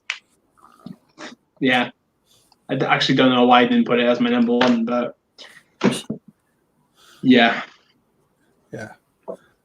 Anybody else has anybody else got comments? It's wonderful. I was thinking that this is the film that Joel Schumacher wanted to make his entire career. It's everything he wanted to do, but this is done properly. This is done the way it should have been done. It's a wonderful film. It just really is. A lot of Sono's films, I think, get better every time you watch them too. At least that's my experience. I tend to like his stuff even more every time I watch him. I find new things that I like, and yeah, it's been a while since I rewatched Tokyo Tribe, but I definitely would like to go back and watch it. But what I think after watching Tokyo Tribe, then I watched Anti Porno, and then obviously it's gone a bit bigger since this stream has started, but yeah, he's a hell of a filmmaker, and what's so good about him as well is that he maintains his style and ethos, but changes around the genre, and then he situates it within different worlds, but it's never repetitive. It's always fresh in my eyes, anyway. So yeah, what a guy. Oh God, Marvel Fan 45. Shocked we haven't had a joke about Cool Duder yet. Any Cool Duder comments, or are we okay? Something? Is he done something now? No, I don't think he has. I think Wet Movie has been a bit more of a wilder one in the last few weeks. So yeah. Actually, I don't think he he met up with a girl in Las Vegas, and then she was plugging her OnlyFans account through the whole video, and he grabbed her boobs and stuff. It was very awkward. Jeez. Very, very awkward, I have to say. Top quality content, as always. I really felt sorry for him in that video. Did you? I felt. Oh, I think he's lonely. I read. But He's got 50,000 subscribers, though, right? I keep wondering what I'm doing wrong. That's the thing. Man. Kuckerberg says Wet Movie is a closet sex pest. Oh, for God's sakes. Anyway, shall we swiftly move along? Yeah. Number ones. What is your number one host? Why don't you play in hell? Your number one. Wow. Yeah. Okay. That's my Was number it one. directed at anybody in particular here? Why don't you play now? It's yeah. I just love this movie. It's just pure fun. There's very few movies where you watch it and you finish it and you just go, I'll watch it again. It's just that was just a lot of fun. It makes you feel good after watching it. Just everything about it. It's got romance, violence, Yakuza, filmmaking. It's got everything like I want it in a movie, and it's just brilliant. I mean, I know some of you guys have spoken about it already. You've got Jun Kunimura, who's one of my favorite Japanese actors, playing a Yakuza. Oh, you've got Tak Sakaguchi in there, who's doing martial arts, dressed up as Bruce Lee throughout the whole film. Yeah, great fun. Yeah. You know who else I love is Shinichi Tsutsumi, who plays the other Yakuza, the guy who's obsessed with Fumi Nakaido. Yeah, That dude's a riot, man. I love that guy. Yeah. That's another song that'll get stuck in your head. The freaking toothbrush or toothpaste song. Oh yeah. Yeah, that's true. That is very, very true. I think if you can start a film with a toothpaste commercial and then just go into utter chaos, you have a winner. So yeah, definitely. She's gliding in the blood. Yes. It's almost. It's mad. That's crazy, man. Andre says Noriko's Dinner Table is his number one. Marvel says I really need to see Why Don't You Play in Hell. Sounds great. Isaac June, Love Exposure is my number one. The film means more than anything to me. We've deliberately not put Love Exposure on. We've banned it. So if Love Exposure wasn't allowed or didn't exist, what would be your number one? That's your response question. Kuckerberg, still not seen Dinner Table as it has 0 releases in the UK. No, it does not. Yeah, I think it has a US release, right? Pretty sure it is. Yeah. How much does that one go for? $79? I can't imagine that one would be Strange Circus expensive, but I could be wrong. Let's have a look. I'm gonna. For the DVD.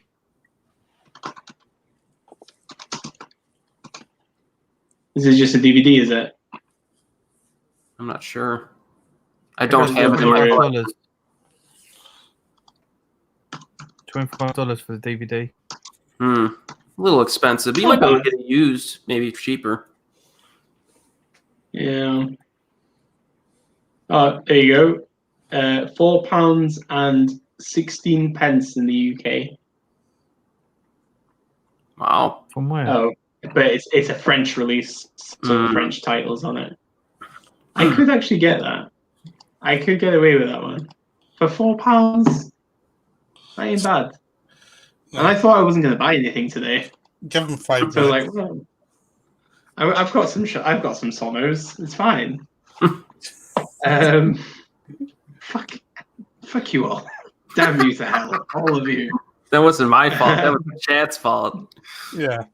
Damn you, chat. Many films I've bought because of Goose the last month, so suggestions. I don't know, many have bought a lot. Yes, many. Oh, God. It's horrible, this stream. Like, for titles, you just end up going onto Blu-ray.com and seeing how much does that go for. Yeah. I mean, $25 for DVD nowadays is crazy. Yeah. People's Movie says Coldfish my number one, as it was my exposure to Sono.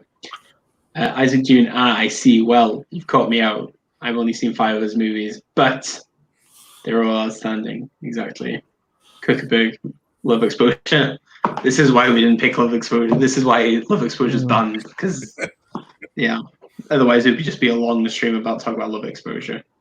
Right then, Eric. What is your number one? I got one nobody will guess. Tag 2015.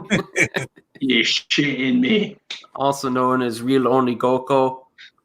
Yeah, you basically have the beginning of the movie. The schoolgirl witnesses a horrific event, and then it's almost like her reality is shattered, and she can't figure out what the heck's going on. There's all this strange stuff going on, and it's basically a movie. In Japan, I've only seen the first one, but there was like a low grade version of this that was released like a decade ago, called The Chasing World or something like that. In English was the title, but it's a completely different movie. I think they might have the same source material or something, where basically people are just running from like dangers and stuff. So that kind of takes that premise, but it ramps it up, because Japan actually makes quite a few of these kind of movies where like you got a bunch of kids in a school and like they're all dying for some reason, or there's some type of game, like battle royal stuff like that. And this one really kind of sets itself apart.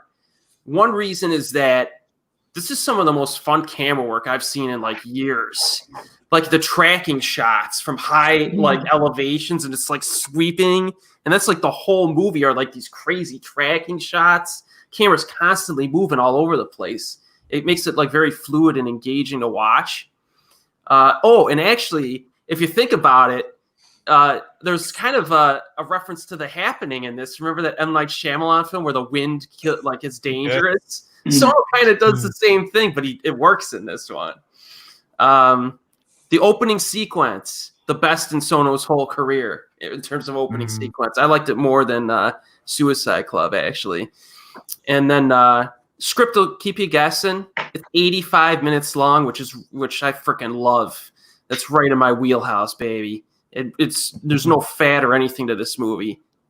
Entertaining for every second of the runtime. And yeah, the ending, I agree. Maybe they could have done something maybe a little different or made it a little bit more. The ending's the only part of the film I think maybe is a little bit dicey, but there's still some interpretations and stuff, and it's fun to think about. So yeah, Tag is just, I could watch this movie like 100 times. Yeah, I want to rewatch it now. It's on Prime, isn't it? Prime. Yep. Yeah. It's like I think it's a short Sono as well, but it packs a hell of a wallop. I think that's the impressive part about Tag. Most definitely. It's it is great fun. Very much so. I do like it. It's not on my list, but I do like it. Anybody else have any more comments about Tag, or we all good on Tag? It is a great movie. That's the thing. If I was to redo this next week, it would probably be totally different. I might even have a different number one. That's the thing. Like, I just need to rewatch a Sion Sono movie, and it just gets put back on my list. I mean, I would have never put Hazard on my list, and then I rewatched it this week, and I thought, it's just really great filmmaking. Kuckerberg is just saying, just buy the Cookbook says just buy the Eureka Blu-ray Huss. Yeah, I think I will. Do it. Oh, Do it yourself. now. Weekend treat. Go to FOP in Covent Garden. I've not left Hackney since March. Have you not? Wow. No. Still not planning on it. Just I went to England. It's public transport. Yeah, that's London true. public London public transport is the worst. Just walk over to Central. It's gonna take you what, 3 hours? 2 hours? Yeah. Gosh. Be a lovely day. Yeah. I went to England on Thursday. I went to Chester, which is like an hour from my place.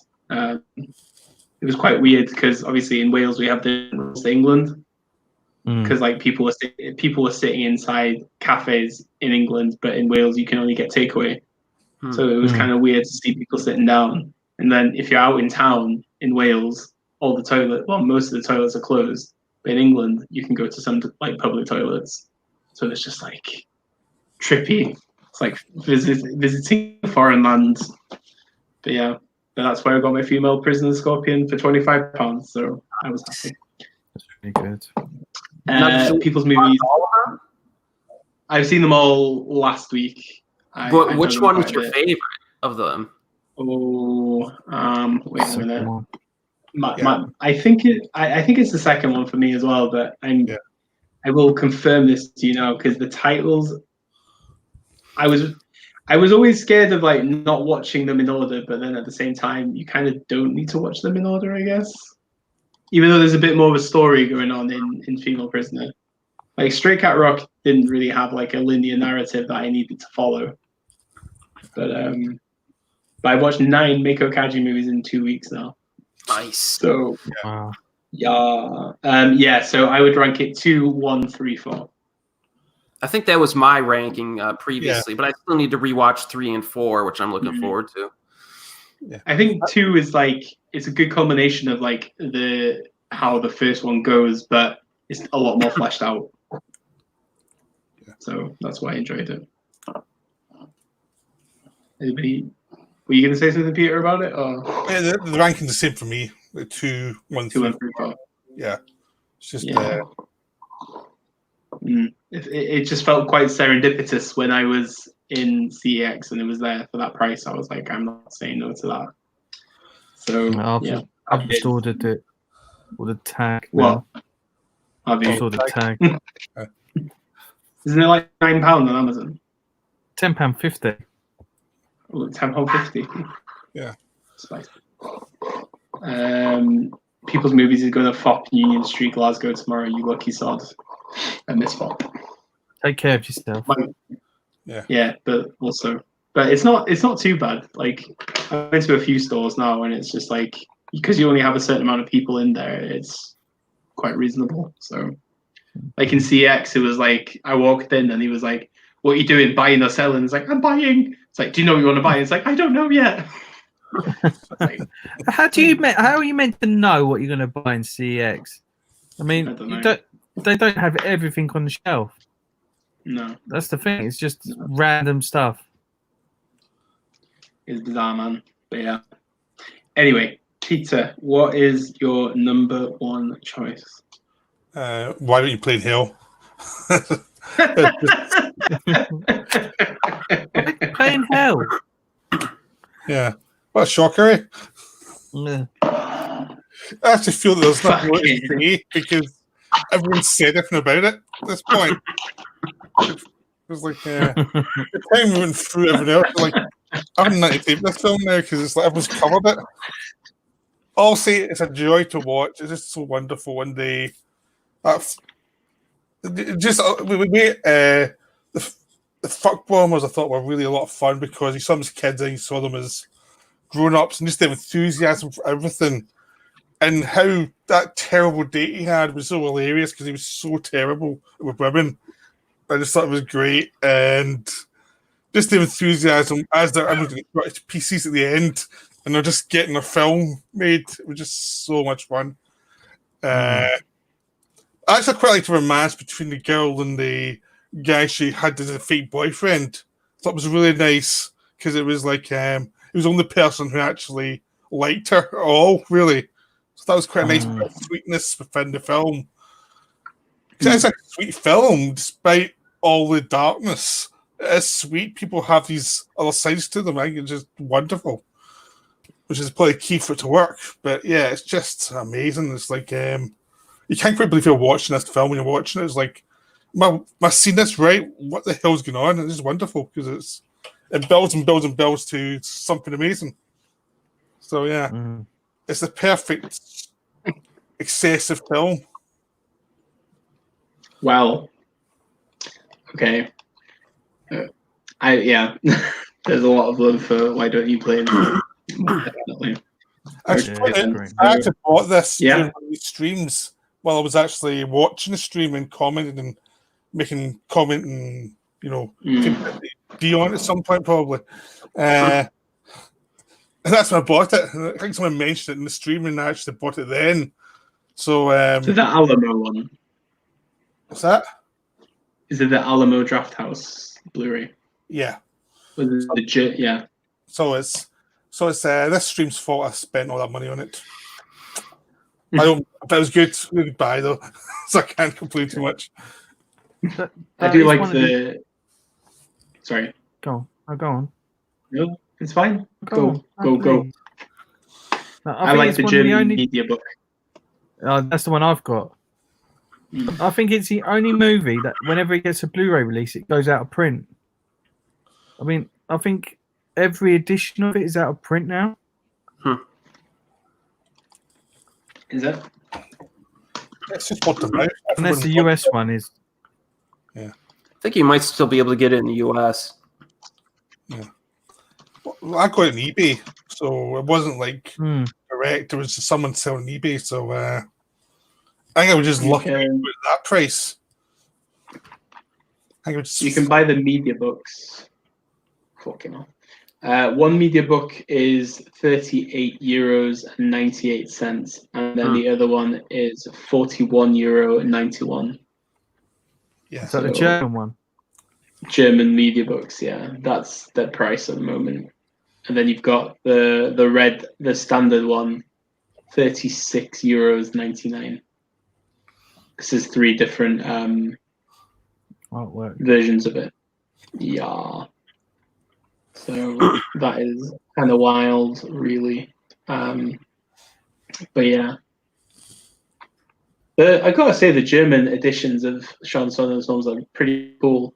The cover for the German tag is really nice. Really nice. And it's €6 to buy it brand new, which is good. So yeah. Right, okay then. My number one choice, and I'm really surprised this one has not popped up on anybody's list, is Anti-Porno.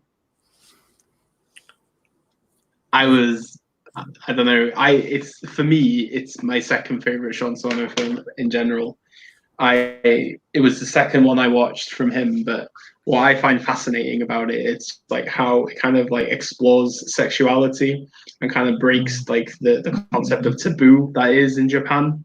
Obviously, sex is something that is not very well discussed, and it's something that is kept very private within their own lives. But then obviously you see milking cow movies and Pinky films, and you see how perverse they truly are.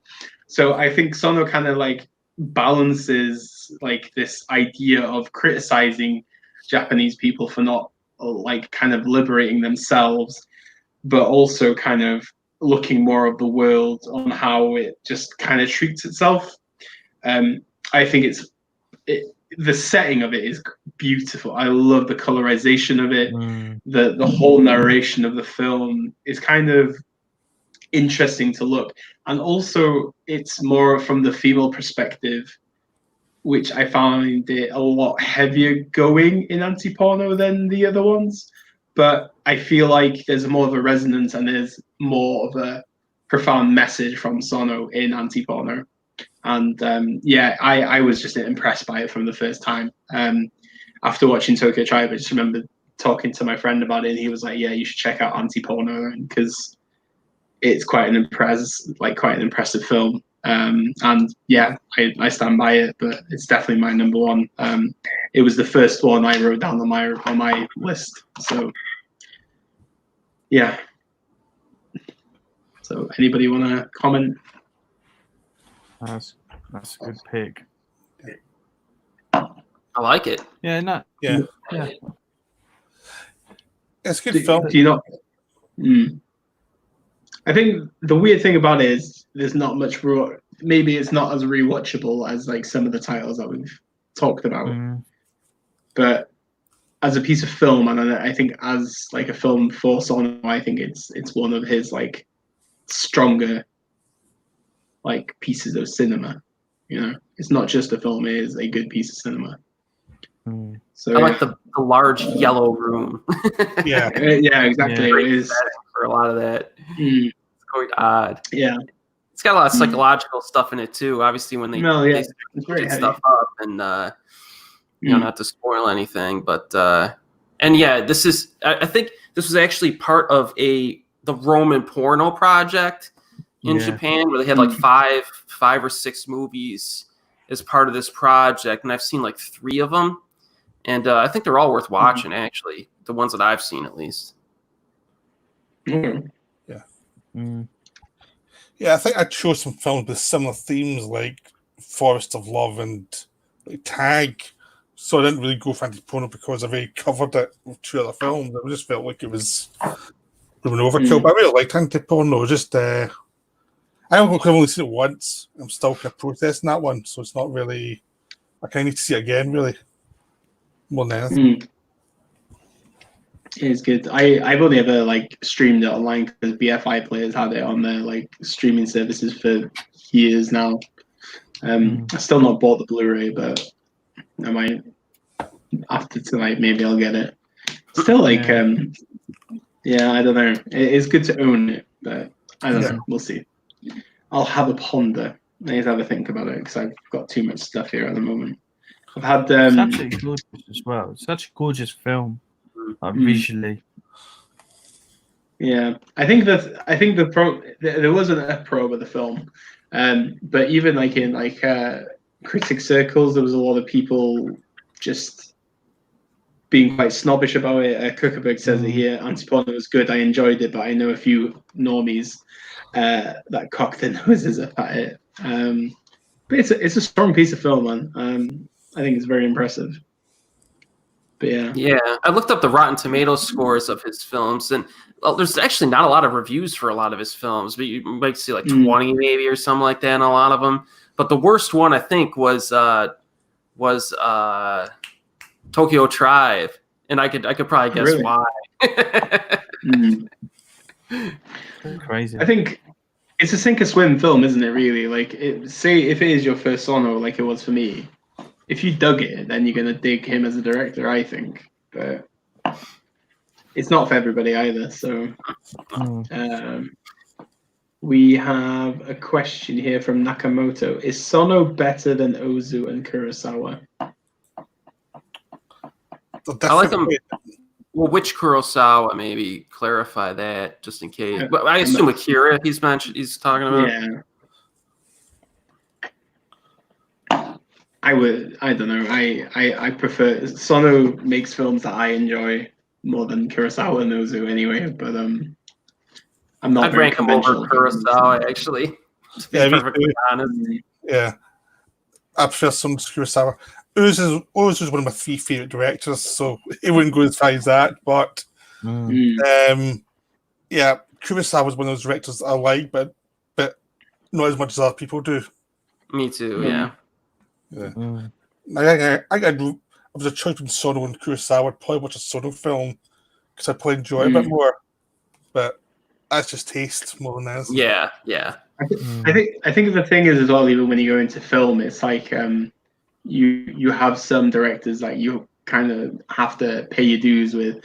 Kurosawa's one, Bergman is another. You have Dreyer, you have Bresson. There's loads of directors. It doesn't mean that you have to like them, but yeah, I don't know. Like for me with Kurosawa, it's like it's a one watch, and it's very rare I would revisit Kurosawa anyway. Ozu, I'm not so. I don't know. The thing with Ozu Anyway. is that you have to kind of feel like an Ozu film, Yeah, in the sense yeah. that he did have some variety, but he also had quite a bit of repetition in his filmography. So he kind of has a certain type of film that he typically made. Yeah. So I really love him, though. He's like really upper tier for me. But when I watch his film, I kind of have a good idea of what exactly I'm going to kind of get from it. You know what I mean? Whereas like a Sono or a Miike or a Tsukamoto, you can have, it's going to be a little bit more of like a wild variety there. You know what I mean? So it's kind of hard to compare. Because there's always the same topics in his films. I mean, you think of Late Spring and Tokyo Story, that they've got that such a similar movie. I mean, that's the thing.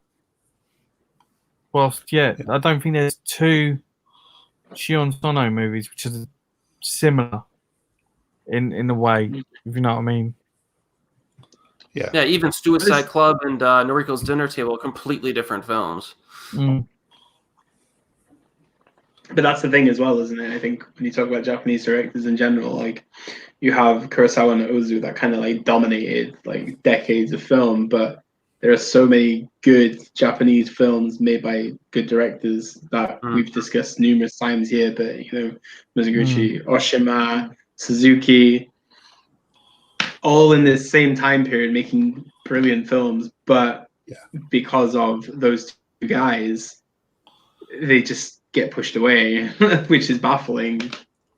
Yeah, I mean, I'd rather watch Mizoguchi and Kurosawa, to be honest, as well. I'd rather watch his films. Street of Shame, what a movie. And Obayashi as well. I'd rather watch him than Kurosawa. Yeah. It's like, like Kurosawa was one of those. I actually appreciate him more now than I did before. I like his stuff a lot more now, but he's still not one of my favorite directors from Japan. There's still lots of directors in Japan I'd rather watch, because some of his subject matter I just don't like. Certain the Kurosawa subject matter I'm not as keen on as I am with other directors. What they make films about, how they approach it as well. You know. Wow, we get an opportunity to criticize Akira Kurosawa. Can I drop a few here? Yeah, you go. I'll drop a few. There's I do have a little bit of a problem with the performances he gets out of his actors sometimes. There's just something about it. I don't know, it just kind of rubs me the wrong way a little bit sometimes. Also, his films are pretty long usually. Maybe a little bit too long at times. Although Seven Samurai I love, and that movie's really long. But I don't know. I think he's obviously very talented and he was very good. But there's actually quite a few Japanese directors I would probably put over him. Yeah. Personally. I know Chris is crying inside right now. No, not at all. Not at all. As much as I love Akira Kurosawa, I still think there's a lot of better directors than him. Because, I mean, especially in Japan. I mean, I think Kiyoshi Kurosawa is better than Akira Kurosawa. I agree. I mean, he's a much better director. I mean, camera work and as like the science of filmmaking, Akira Kurosawa is like god level. But that Kiyoshi Kurosawa, I mean, he's broken boundaries. I mean, you think of Pulse itself was a groundbreaking movie. Yeah, and I think, I mean, Cure. I mean, Cure's an absolute masterpiece. Yeah, but I think some directors, they become the brand for that country. Yeah. The same way, like Britain, you've got Hitchcock, and it's like I'd much rather watch Michael Pell than Hitchcock any day of the week, and put it with other directors. It's like I just think Hitchcock can be really boring, and it's like you're meant to love him, and it's like I don't really love his films. I like some of them, but that's it. It's almost like sacrilege. It's like it actually demeans the director, like the famous director, because you're forcing people to love them, and they don't. They just like them, and it's like it means that it means you're actually having to watch them and say you enjoy them, and that makes you hate them even more. Yeah, I think that's the thing as well. Within like film circles, I think sometimes you have to say that you like these films in order to people to be like, oh, okay, yeah, but you're just like, well, secretly, meh. You know, it does happen. It does. If I happen. want some hits, I should do a video. If I really want some hits on my channel, like 10 Akira Kurosawa films that are overrated, make that video. To see how much abuse I take. You get a lot of like film bros going a bit wild and mental on you for that one, probably. But yeah, Fortress is so long and it's just so dull. I like a lot of I remember Hidden Fortress. I've never quite got that one. It's like it just goes on and it's like it's very weak central characters and it's like what's we're meant to be seeing this one. Yeah. We've got a question here. Sorry, carry on. No, I was even going to say Kobayashi. Yeah. Why is he not spoken about? Imamura, Shinoda. There's tons of dudes. Yeah. Yeah. I mean, Harakiri, Human Condition, they're so good. It's like they should always be put up there. And it's like you have to wait in Eureka to put them out once in a while. That's the thing. I think the thing with Kurosawa and Ozu, I guess that they're always like the entry points into Japanese cinema, I guess. And then it's down to you then how you kind of move around this labyrinth of films that they have, which is massive. Yeah, but it's really Kurosawa because Ozu as well. You don't really put him at you that much.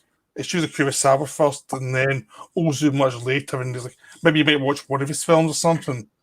But even he's not really pushed, So if you don't like Kurosawa, that means your view of Japanese cinema will be weird. And yeah. When I was at film school, we were getting Kurosawa. I was actually watching like all these like Hong Kong movies and Japanese movies were really weird, and it was a totally different education from the stuff you have been told you have to watch. That's my kind of education there, man. That sounds like a fun way to go. Yeah, but I'm sure most of us went around all like secondhand video shops and found weird films. It was like that cover looks great. I don't know anything about it, but I'm going to try it. You know what I mean? And you see some lot of trash, but you see some good stuff too. Well, yeah, that does happen. Question. Well, we've had this question already, but has anyone seen the Sono Forest Love Deep Cut? Is it better than the original? I think the consensus is yes, it is better. We agree that's the consensus? Some people have seen one, some people have seen others, so we can't say it's better or worse. It's just we've seen different versions. No one's seen both versions. Okay. Then next question. Oh, wait, Cookabig. I picked up Antiporno and The Whispering Star on the Third Wind of Blues on the release day when they both came out. Loved them both. Ugly Enough to Be Wise says, how about Sono versus Miike? Who wins? Tough one. I think Miike's underrated to a certain extent, even though he's so popular, which is bizarre. I do have the whole playlist on my channel too, where I cover some of his stuff. But I think if you whittle his huge filmography down into like a top 40 list, I don't know how many directors in the history of the world are going to have 40 films that good.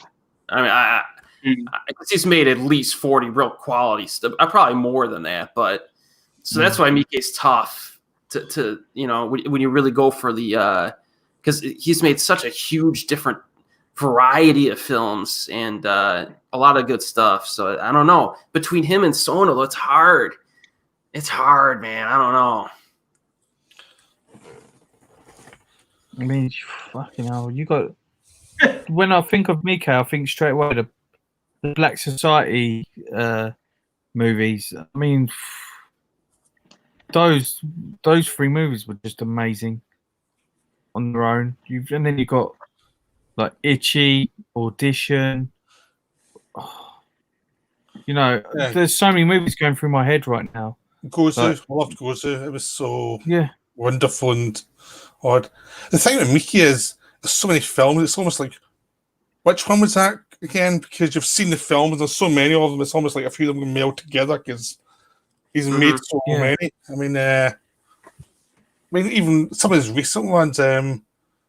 I mentioned a video that's not yet, but Yakuza Apocalypse, which I don't think was really well received, and I had a whale of a time in that film. I thought it was just so much fun, even though it made no sense. It was just so much fun.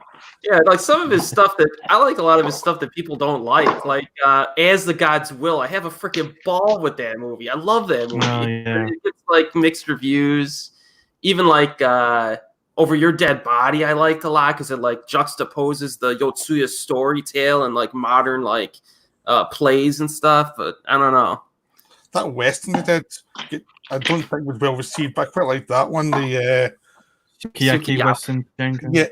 yeah, that one. Yeah, I quite enjoyed that, and I don't think it get really well received at all. And it was like, because he does so many throwaway films just to amuse himself, but there's some really good stuff in there. You've got Cookbook says, yeah, Miike takes it over for me. Two of my faves, but Miike is the daddy, says Cookbook. Marvel, Akira Kurosawa is basically getting cucked right now. R.I.P. Akira Kurosawa. Nakamoto says, I agree, Hitchcock sucks. People says I'm not a fan of Hitchcock, but I appreciate what he gave to cinema. Well, yeah, there's some good movies in there. Yeah, no, I mean, there's some really good ones. It's just that not all of them are good. And some of the fans is active, all of them are good. And it's like, did you see some of the 60s movies? That one set in Cuba, that was unwatchable.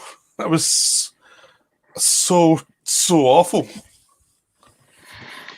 Oh my god, Nakamoto is asking another hard one now. How Shao Shen better than Ozu? I agree. How Shao Shen is better than Ozu. Wow. I haven't seen his films yet, so I've got a few, but I haven't watched them yet. Oh no, that's a tough one now that I think about it. I would pick Ozu personally, but it's because you got Tokyo Story, Late Spring. Just I don't know. Floating Weeds. But then those Story Floating Weeds, the black and white one, is so good. I like some of his earlier stuff too, like Dragnet Girl and stuff like that. I think I'm just a sucker for his style. You know what I mean? I think that's what it is. That's what it is, I think. And obviously some of the actors I'm a huge fan of. Setsuko Hara, I love her. So that's probably why I like Ozu more, because of his style and the actors in his films, maybe. Yeah, there's a really one I can't remember the title. One I really like, but the guy who's traveling through the countryside unemployed with his son. What's the title of that again? I remember watching that and I was really stunned by it. But I Was Born But is phenomenal. Yeah, that's a great one too.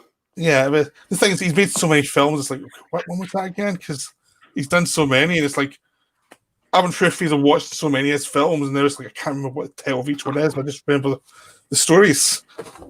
I'm bad with titles, generally. What else we got? Brad Russell, no way Hitchcock was ahead of his time.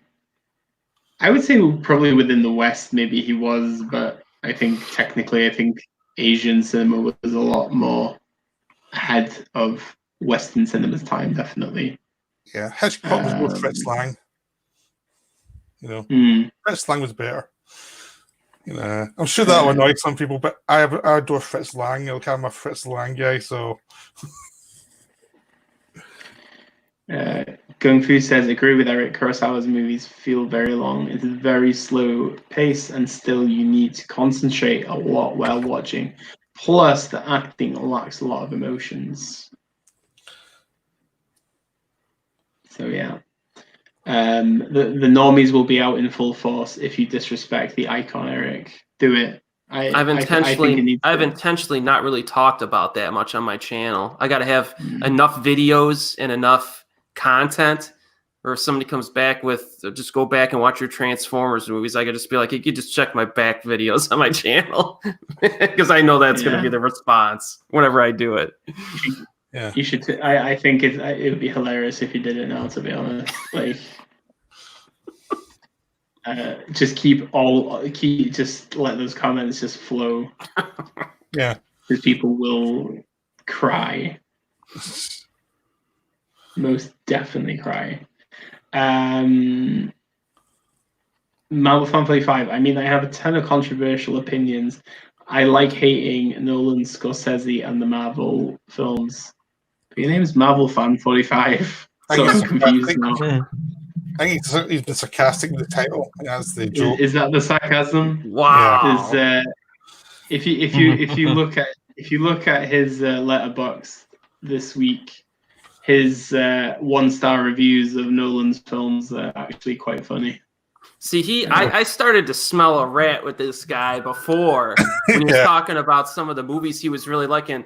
I'm like, Marvel Fan 45, because he was, he's on my channel a lot and stuff, and he was saying like some of his favorite movies. I'm like, Marvel fan.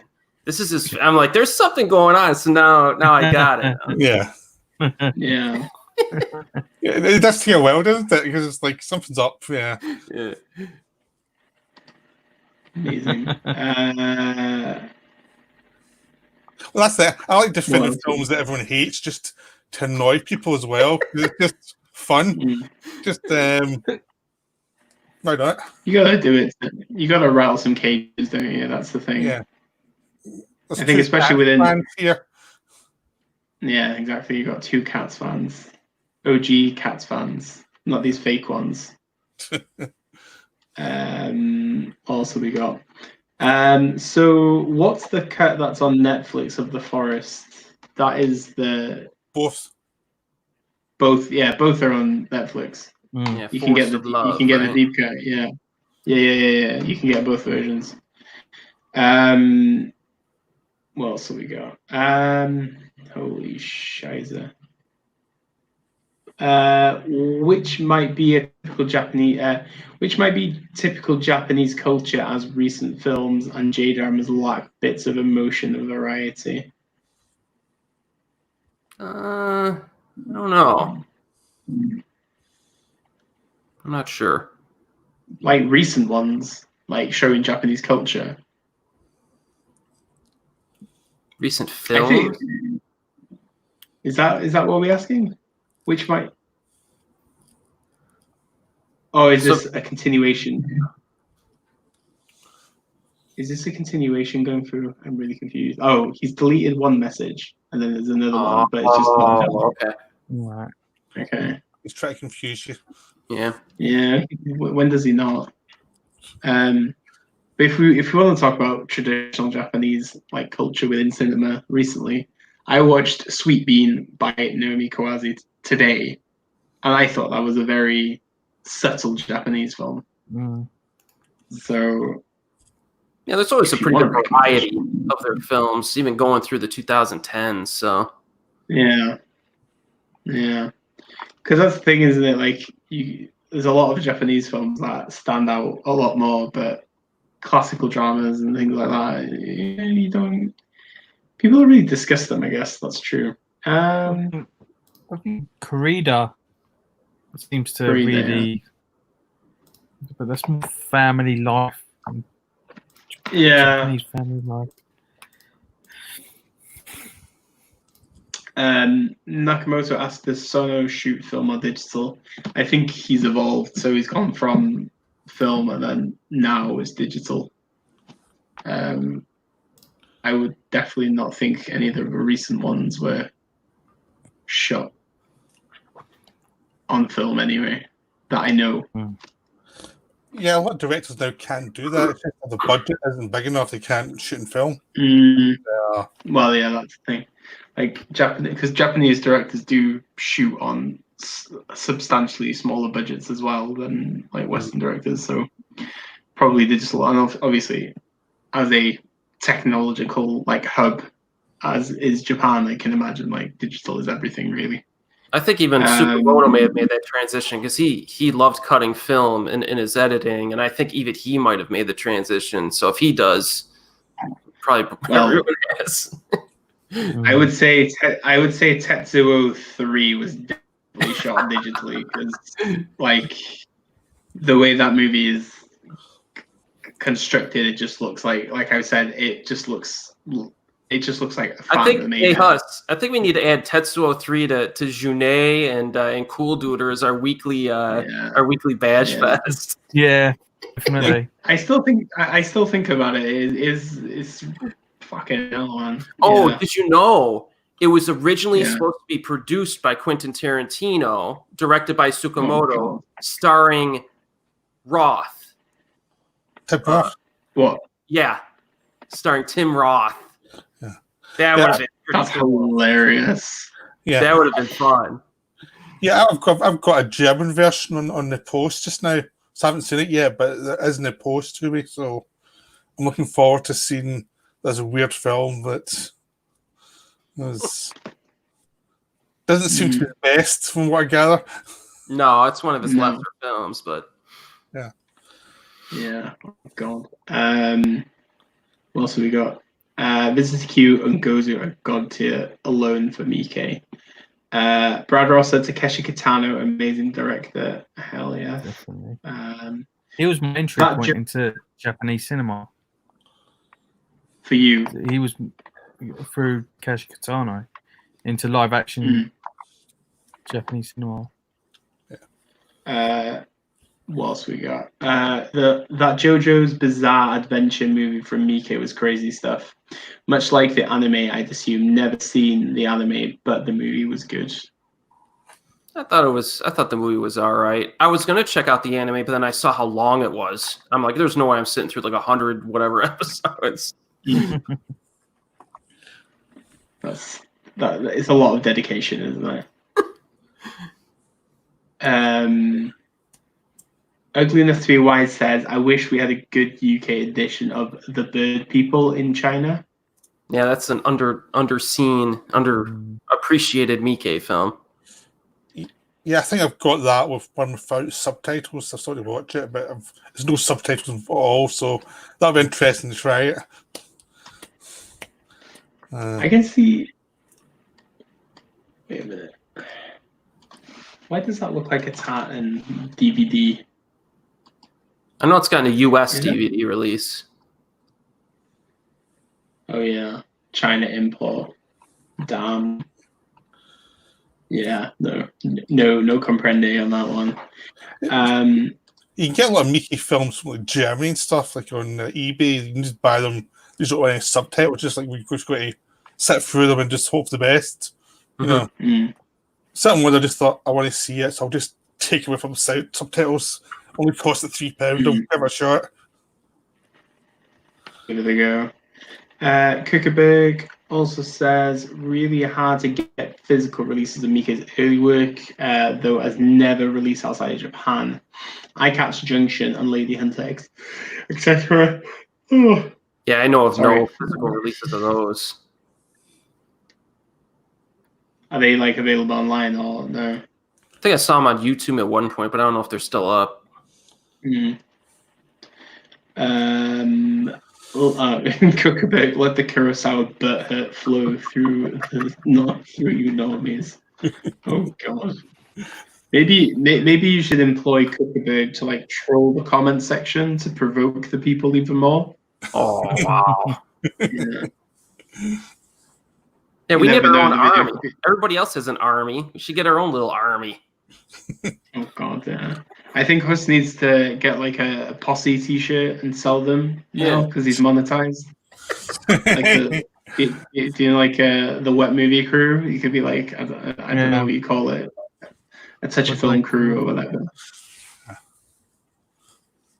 The milking cow crew. The weeping milking cow. We weep at dawn, yeah. Yeah, something like that. We'll have to have a powwow about that one. But yeah.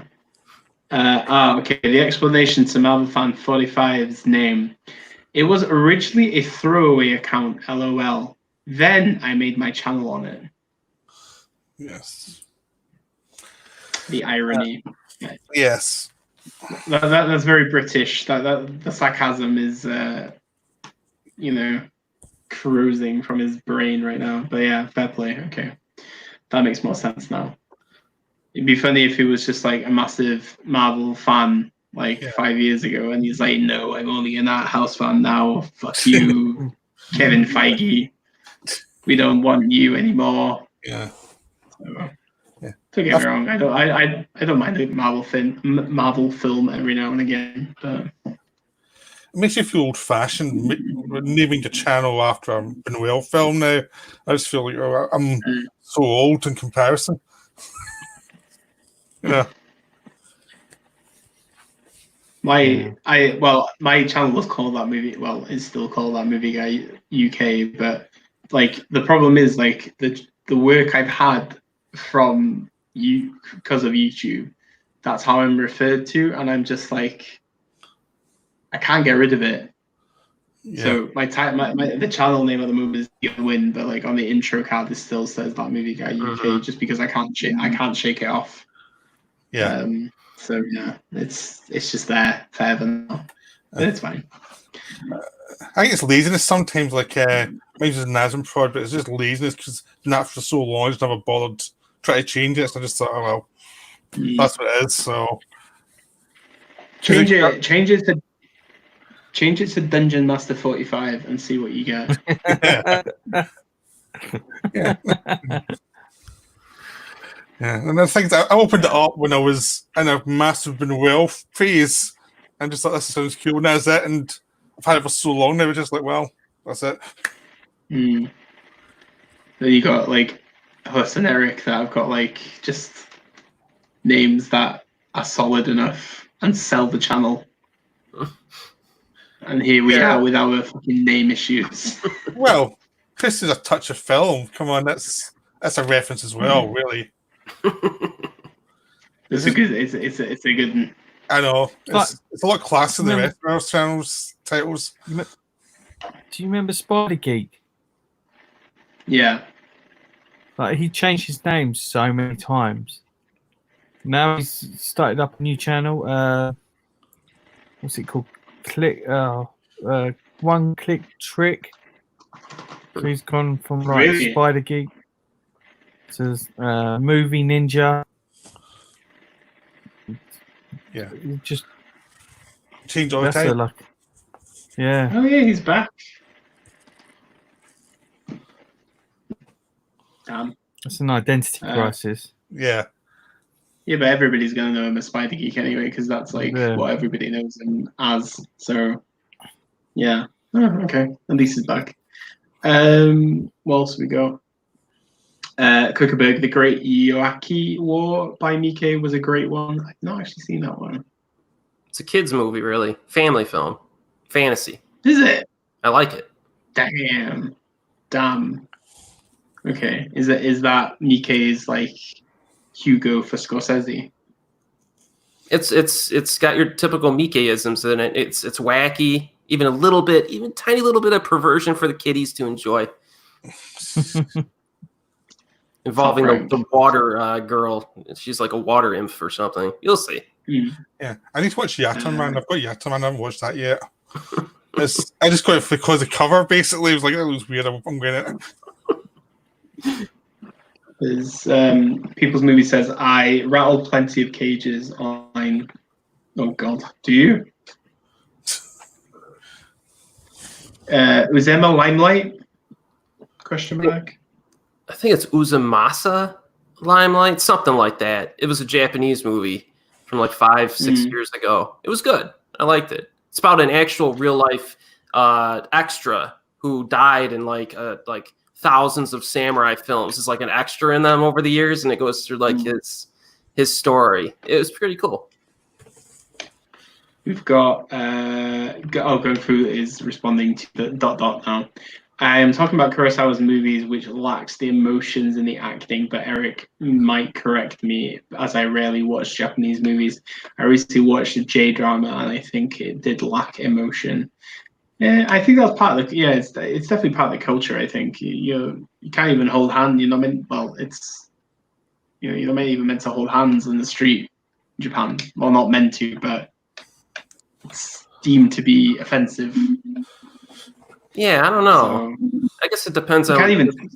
the specific stuff you're watching too. Mm, Because I have seen Yeah. stuff with really strong emotion in it, but it just depends on what. I could see it being kind of a subset. You know what I mean? Where there's films that show a reserved, emotional state. Yeah. yeah, definitely. Zodicon, damn, I'm late. Welcome, regardless, Zodicon. You've missed out on Kurosawa bashings. Gung Fu says the Kurosawa movies feel more like plays in a theater than movies. That's true. Yeah, I can see what you mean by that one. Kuckerberg, I love Guilty of Romance and Strange Circus, though also Megumi Kagurazaka is too fine, as he says. And Zodicon also then says, hi hosts D, Eric and Pete, and chat. Willkommen, bienvenue, my friend. Nakamoto, Haosha-sen, the assassin is very beautifully shot, 35mm. I can't imagine it looking the same in digital. De Palma says same thing. If you want beauty, shoot on film. What's taking digital so long?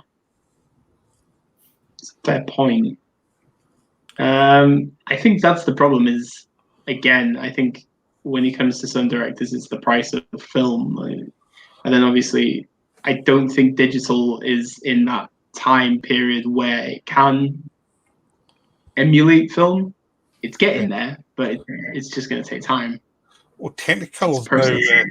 now so they could, so that might cause real problems for people shooting film. Yeah, Major problems because of the lockdown. So people might be forced to shoot in digital anyway. But yeah, it's definitely a process, but I don't know. But that's the thing. I think I've seen a lot of good digital films that look utterly breathtaking. So I think it depends on how good your cinematographer is. Along with the eye of the director, really. Yeah. It's a much time to take as well. Just are you going to put the effort in to actually make it work? Yeah, definitely. Pre-plan it all and actually have interesting colour schemes and use the medium the way it should be used. Like, what can digital do that film can do? And just try and just use the medium properly. Do your job. But yeah, but I think that's the thing, isn't it? I think it's down to the artist really and how they go for it. Zodicon said Coldfish, my favorite Sono. See, no love exposure. I don't have to buy it. Sweet Bean is wonderful. Hell yes, it is wonderful. It made me very hungry though. Nakamoto, what do you guys think about home projectors? Any recommend? I don't have a home projector. I don't think I ever will either. But. I don't have one. You've got one, haven't you? I have a cheap one, but it's garbage. So it's. I got it cheap. I tried it. It wasn't very good. It was like I can see it from here, and I use it. I've tried like twice or something. It's like it's one of those ones where it was like I tried it, didn't work. The person I do a podcast with, Sausage Road, and he's got one. He's got a good one apparently. So they can work if you put the money in. But you have to really research it, and I never. So yeah. So I'm the bad example. Don't do what I did. Cheap and cheerful. Yeah.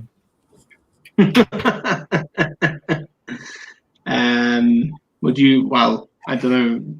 Would you even be able to get one in your flat house? Or? No. I haven't got enough wall space. On the ceiling. Yeah. Hey, you've got a good enough. You have an abundance of cinemas around you. You don't need a projector. That's the thing. I have this blocker thing in my window. it blocks the sunlight anyway, and it's white, so you can project stuff on it. If you're a good projector, but it's not a good projector. I mean, if you plan ahead, you can figure stuff out, but I'm not sure if it's really worth it with the way TVs are now. Because in most TVs, the quality of the TV would be better than the quality of the projector. On projector. So it's like you're going to lose out probably just doing it that way. I'm sure some people will disagree. People's Movie says the Bird People of China actually has English subs on YouTube if anybody does want to check it out. So that's good. Kuckerberg responds to Eric, yes, hire me out, Eric. I work for peanuts. Yeah. Internet bodyguard. Yeah. Maybe he should just be called like the Normie Destroyer or something like that. Like a sub YouTube account. So yeah. Brad Rosser says, great stream again, lads, but I'm off. Thank you very much for joining us, Brad, and thank you for participating. Have a good evening, my friend. Bon weekend. Right. Malfan45. That's what my letterbox account is for. My anger towards the Marvel films will be showed there. Just get ready, boys. Oh, for God's sake. I think you should do like a ranking list of like worst to worst. Because I'm assuming you're just going to give every one of them 1 star anyway. But yeah, ranking. Yeah. I had a very stressful day the other day. I was like editing like 60 videos for this film festival, and then I went on Letterboxd and I saw Marvel's Nolan logs, and I was just like, okay, you've made my day slightly better now, because they were like, he was just going Yeah. So that's what Marvel needs to do. He needs to make a video about Nolan just to make Nolan fans angry. That would be hilarious. But if Isaac's still on the stream, he hates Nolan too. Oh really? Yeah, he's like the thing.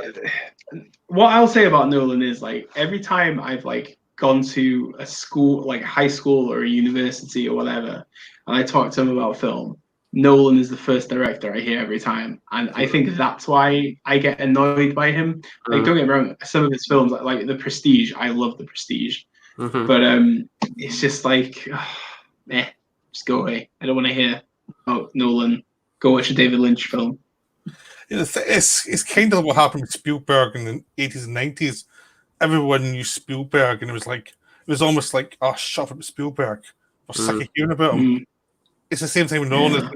The fans have gone so far about him. It's like Akira Kurosawa. Same thing. Yeah. It just becomes annoying. It's like there's more we've got Kuckerberg. I hear Megumi Kagarazaka is also so hot. Sono has to make it his wife nice. Can't blame the guy, although I'd rather have Hikari Mitsumushi from Love Exposure, to be honest. God tier wife. I agree. Then Zoe Khan also says she's the hottest woman alive. Kuckerberg, Sono, and Megumi are married, I believe. Not sure if this still applies, though. Yoko from Exposure is next level waifu material also. So, what about Fumi Nakaido from Why Don't You Play in Hell, too? Yeah.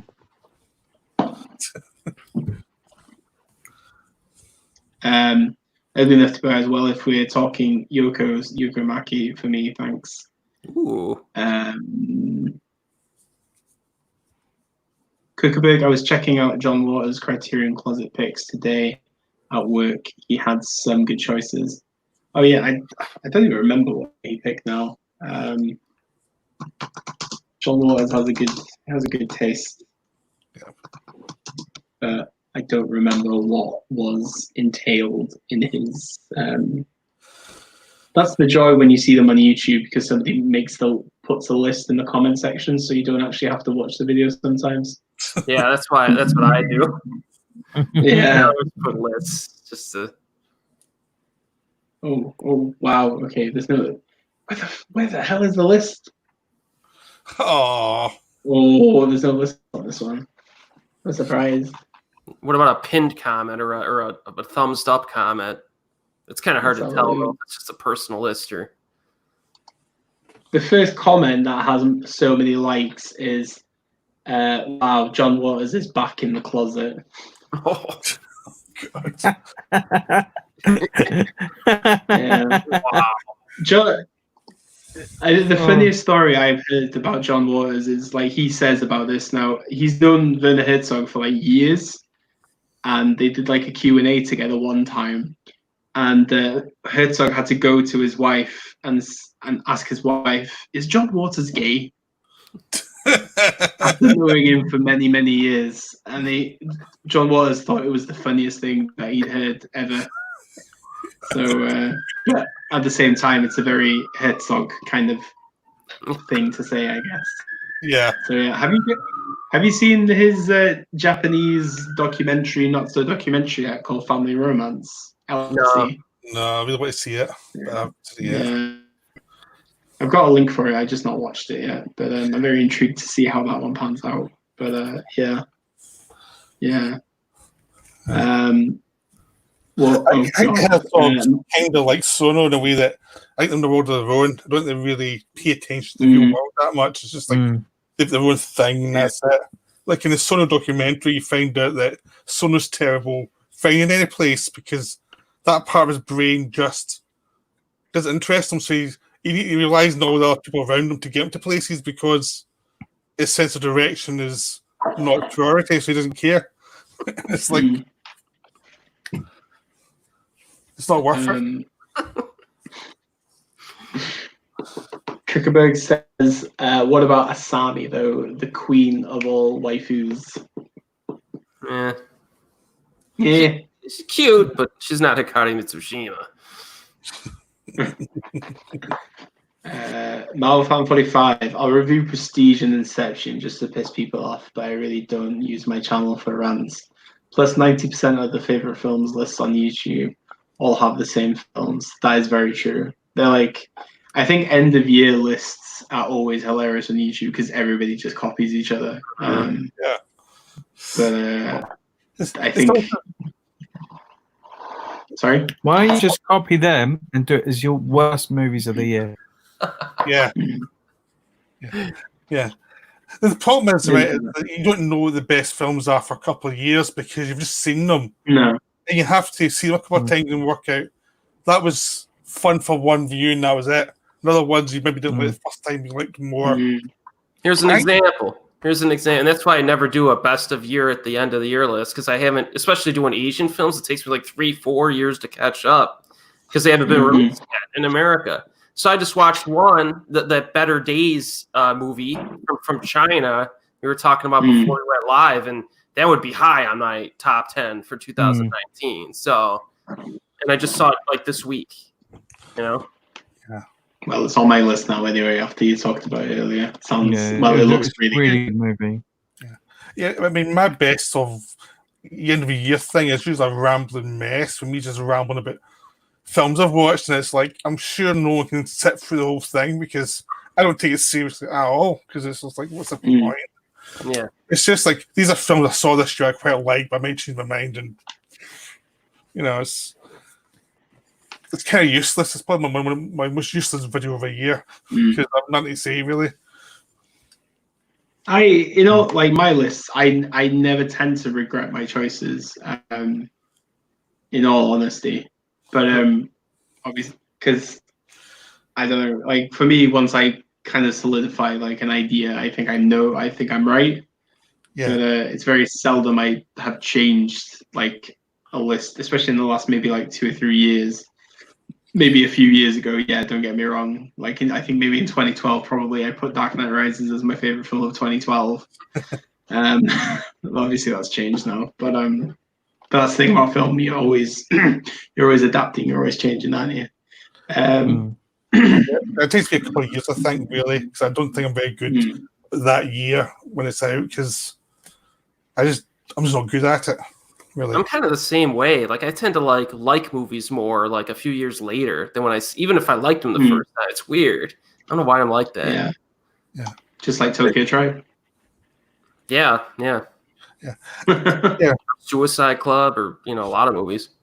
It's like it's almost if you remember the films, then you like them, and if you forget them, then they weren't really worth anything anyway. Yeah, it's true. So it's Got Marvel says I'll review The Prestige and Inception just to piss people off. Oh no, I've read that one, right? Yeah, you have. Yeah. The next Prestige, or I'll hunt you down like a dog. Yeah. Waters Cookbase says Waters did have Twin Peaks Firewalk with Me in the picks. Oh yeah, I do remember that. Who doesn't have Firewalk with Me in their Criterion picks? It's fire. Marvel fan also says Wolf of Wall Street was someone's favorite film, and I hate that film as well. I find The Wolf of Wall Street very entertaining. I don't feel like there's a message or anything in it, but I think it's quite cool. I actually went to see it in one of the oldest cinemas in Paris on New Year's Day when it came out in France, and it was hilarious because the French audience, they don't really react to anything, but the minute that they saw Jean Dujardin, the guy from The Artist, very famous French actor, literally it was like, oh, Jean Dujardin, and it was just like the whole cinema was just like, oh, Frenchman's on the screen. It's like, oh, we must discuss this now. So no laughing through this film, which I thought some bits are hilarious. When they smoke crack, I think it's fucking funny as hell. But I have a special place for Wolf of Wall Street, and I think it's a very fast 3-hour film. Yeah, it's like the first 2/3 of it. Then the last third, it feels like it's it just really suddenly slows down a lot. But most of my Scorsese rant comes with The Irishman, because I had a real problem with that one, and I'm the odd man out. Yeah, I'm the odd man out. The only bit I like about it is Pacino. The rest of it I hate with a passion, because it's just like... You like Pacino? I thought Pesci was really good in The Irishman.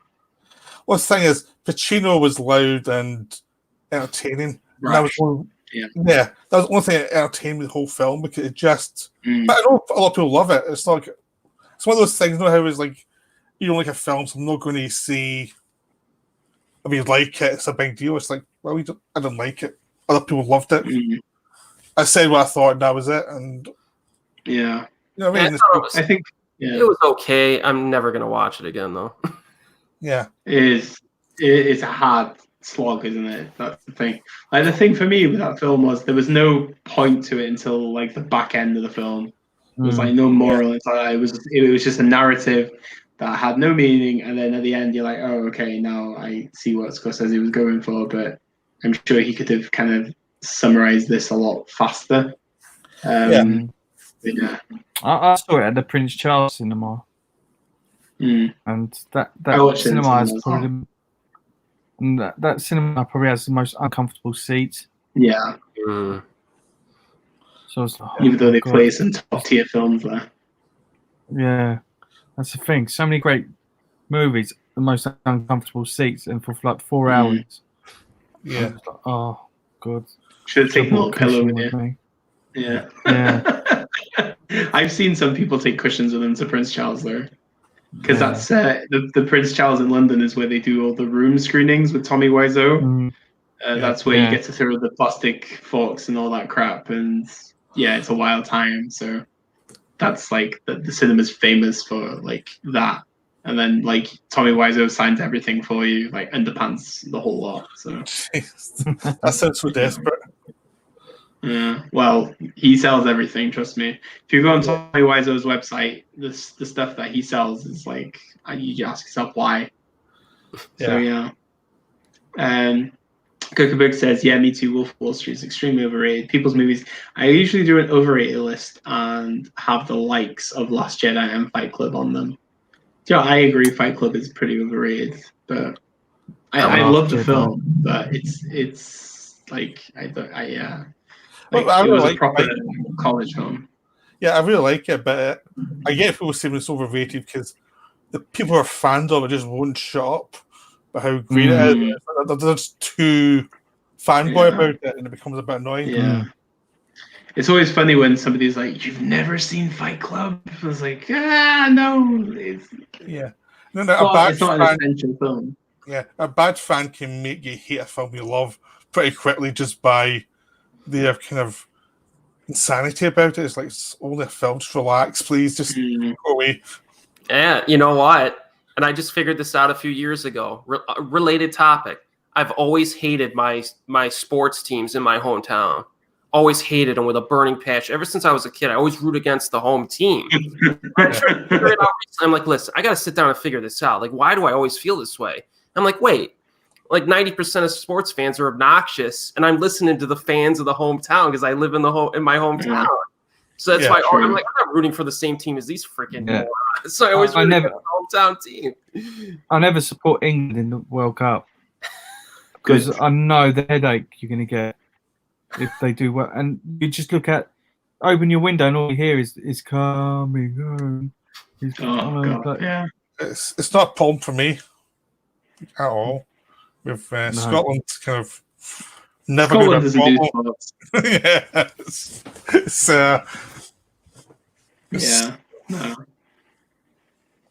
No, God, no. What sports teams do you follow, Eric? The only I'm out of the sports thing. The only sport that I'll follow is American football. It's really the only one. I go to my uncle's house and we watch it every week. If you got a team or no team? Not really. I change every year depending on the players and if a player starts acting up and starts acting stupid, I'm like, well, I'm not rooting for you anymore. That's just how I am. So every year I'm rooting for like somebody else. It's weird. Except for the Patriots, right? I didn't mind them for a while. See, because you got to remember, my hometown team hates the Patriots. So I got to hear them say, legitimate criticisms, but then they have all these illegitimate criticisms. And I'm like, man, this is getting ridiculous. I'm like, you know what? I'm rooting for the Patriots. So that's how it goes. Serious. Oh, God. Like, even NFL fans I know in the UK, they all hate the Patriots, but like all of them. It's like, fuck you. But yeah. Anyway, back to movies. Zodicon, Fight Club is not overrated. Then Cookabug says, "What a pick!" So John Waters' picks were Blob original, Fellini 8.5, Twin Peaks Fire Walk With Me, Beyond the Valley of the Dolls, and Honeymoon Killers. Good choices by a veteran like John. That is quite good actually. Yeah. So who said Fight Club wasn't overrated? Zodicon. David Fincher's overrated. How's that? Hey, whoa. Whoa. Whoa. Why not? Whoa. Calm down. Zodiac's overrated. I like all that stuff. Don't troll us now, Peter. No trolling. What else have we got? Marvel. There was one YouTuber who I saw his channel. Where are we? There was one YouTuber who I saw his channel, and his favorite film was T2 in my head, and I turned out it was his favorite film. I don't even think to I'm not. I prefer the first Interesting. one. I do too. Me too. I like the first two basically, and then there's problems, but it's like the first two are good films. So yeah, I agree. Kirkeberg, Pacino was amazing in The Irishman. De Niro was great. The scene with Stephen Graham and Pacino with the shorts was hilarious. Yeah, that was. Yeah, loved it. Marvel Fan 45 actually reviewed Fight Club today. Well, I'll check out your thoughts later, my friend. People's movies. What's a World Cup? I'm Scottish. I thought the Highland Games was like your main sporting occasion every year. Highland Games. Get your kilts out and throw some pieces of wood as far as you can. That's the what do you call it again? I can't remember. That's how long it's been since I've been to Highland Games. I think we have them close by where I live, but I just never go because it's like that's embarrassing. He's only saying this because the Welsh are doing pretty well with their team at the moment. Well, hey, football and rugby were doing quite well actually. So I did like occasionally like watching rugby because it's just like Back to Roots just tough. You know what I mean? Yeah. Yeah. Just like all the It's pains good. out there. You know what I mean? I'm like, man, these dudes are tough. Just to watch it, just to Yeah. say. Yeah. I used to play. in the winter. Well, it's horrible in the winter. It's I used to freezing. play rugby, but I used to play all the time. But I had a bad knee injury and I had to stop. So, but it's a good sport. Sorry. They used to like me when I was at school because I was big. So they put me a scrum. I could push the scrum and collapse it because I was stronger than everyone else. So I could push the scrum and all these little weak guys on the other side would be like, "Oh God!" Because I mean, imagine being a scrum, right? If you're like really small and really skinny, it's not good for you. No. Can you imagine some of the listeners here like, what the hell is a scrum? Marvel also says, also another rant, the people who have Parasite in their favorite films actually piss me off because they're clearly ignorant to other good foreign films and they just want to look cultured. Wow. I put Parasite as my favourite film of last year. Wow. That's you told. But I do get where he's coming from too. You know, you get the normies out there, and then I don't know. You get a little bit of that. It's good that people get more interested, in South Korean film. But I don't know. You just kind of every once in a while, I'll see somebody who's like, oh, I'm a huge fan of this, but they like never review any of the movies or ever talk about them. But it's only when a popular one comes out where they'll be a big fan of it. I don't know. But I get That where was he's Old coming Boy. Yeah, that was Old Boy. I mean, that was what everyone was. How everyone was with Park Chan Wook, weren't they? With Old Boy. from. Don't you mean Spike Lee's Old Boy? I'm actually thinking about rewatching that one. I don't know why, but we shall see. Wow. Okay, Peter, there we go. So your trolling has come back to bite you in the ass now. So you rated Fight Club at 4.5 stars on your letterbox. So is it overrated? My ass. Ha ha ha. No, I said the fan. You've been fact checked. Actually, no. What I said was it's overrated by certain fans who expand it more than what it is. I think it's a good film, but I just think certain fans are kind of a bit nuts about it. That's what I said. So Go back and have a look at the con. And if I'm wrong, fine, I'm wrong. What I said, but I don't care really. Wow. I had to say I liked it, so it was not really a big deal. But I'll stand by that David Finch is overrated. Just to annoy Dion. Hey, David Fincher was is a staple in my cinematic life. Okay, so I'm not going to say anything. I'm not going to provoke the bear tonight. I mean, to be honest, though, Fight Club is one of my favorite Fincher films, but the fans of Fight Club annoy me. Yeah. I do you just remember Fight Club posters everywhere in people's places back in day? Yeah. It was like the Scarface posters of the early 2000s. Yeah. Well, Scarface posters were there for decades, really, because I remember they've been there since the 80s, really. That's another one where it's like, I like Scarface, but the fans really annoy the hell out of me because it's like they'll do an invitation of it and it's like, oh, shut up. It's like you're kind of ruining the film for me by being so annoying. We've got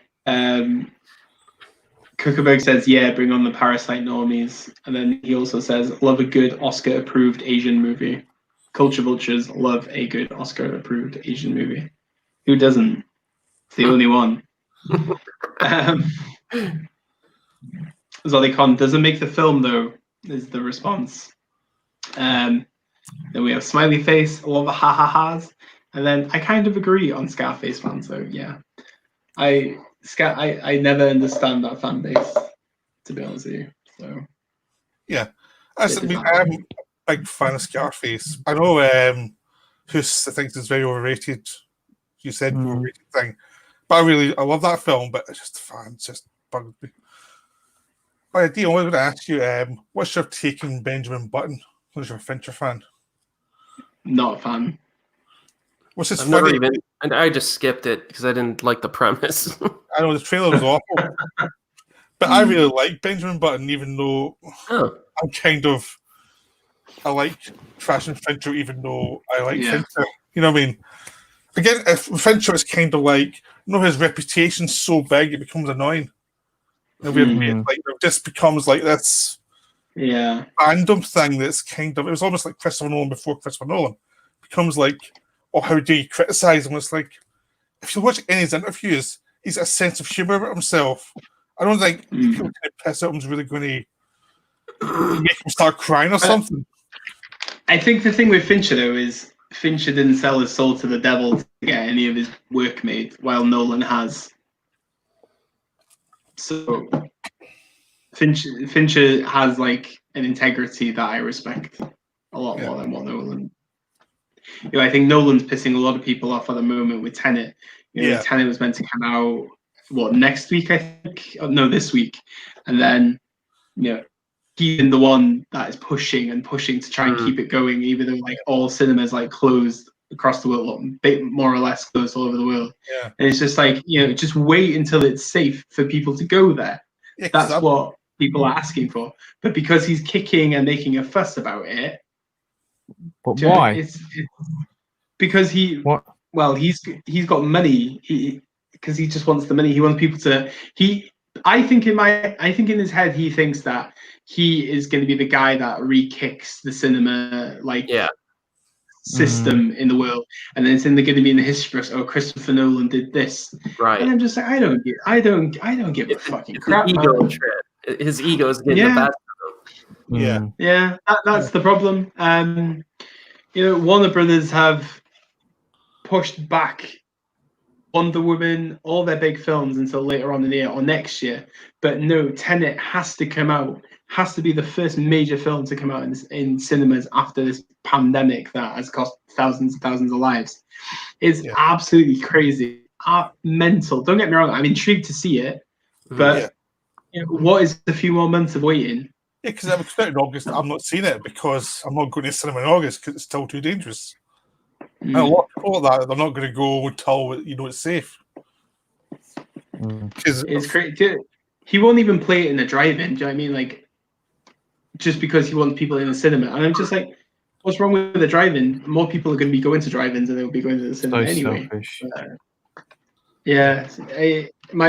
I think a lot of people's opinions are changing on him now, especially the way he's been recently. I'm sure people knows what's going on. Like, he's in the loop with what's going on with that as well. But it's heavily featured in like a lot of film sites at the moment, how much he's just going on tandems. Like, literally the first pushback, they did it by 2 weeks just to keep him quiet, even though Warner Brothers knew that they were going to have to push it back a lot further. Yeah. So, yeah, man. Crazy. You look at Universal, they pushed back that Fast 9 a whole year, like, instantly. It was like, because they knew it cost that much money, it was like, we have to push this back. There's no way we can have this out till we know what's going to happen. They did that with all big films, and it's like, well, that's responsible. It's like, that's the normal thing to do for a regular studio film because you want to make money off of it, and you want to have things as normal as possible when you release the film. But because it's Chris Nolan and he wants to do his thing and he's got a little leverage, you don't know what's going to happen here. Yeah. That's the thing too. Like, he doesn't give a studio a script or anything. He just says, "This is my idea. I'm not telling you anything else." And then he just expects the studio then to give him all the money.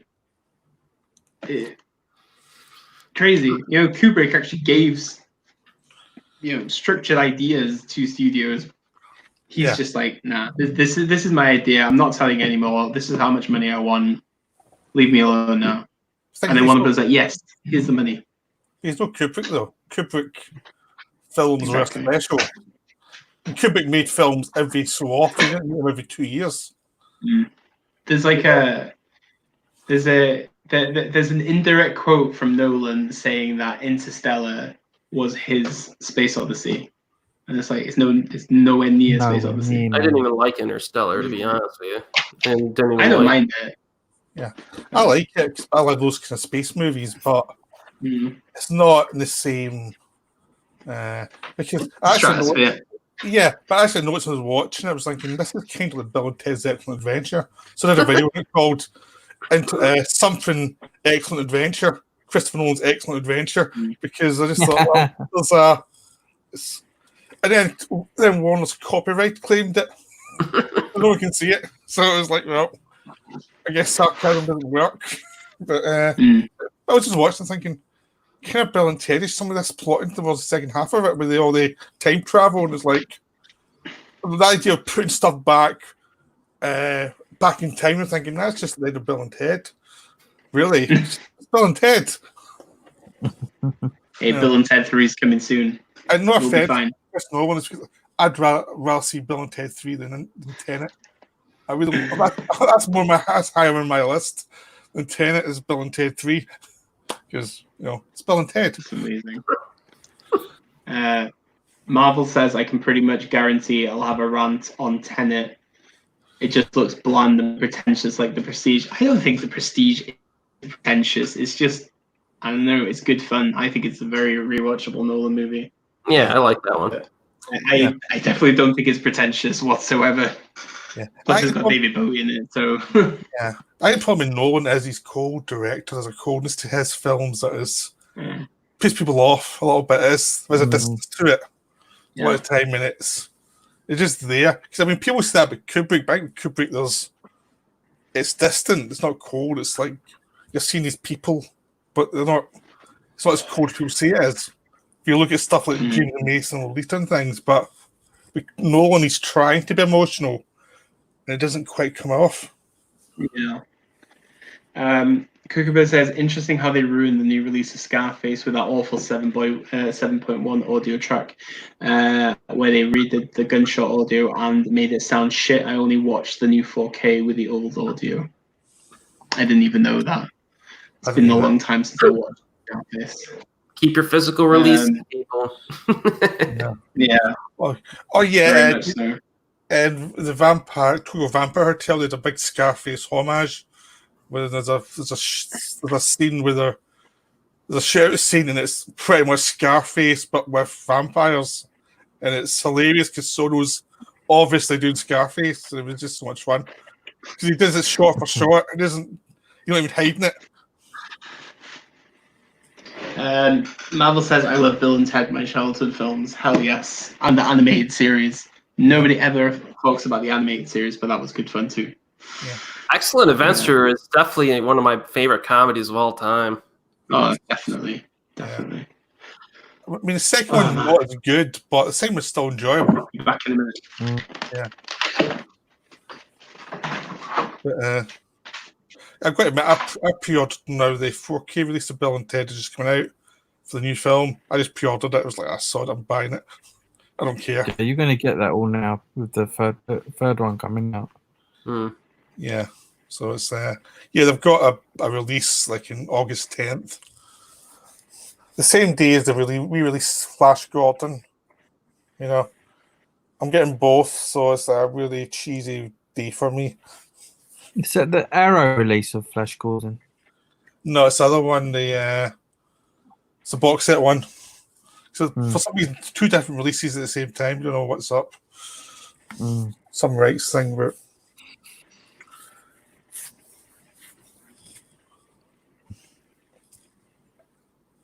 yeah.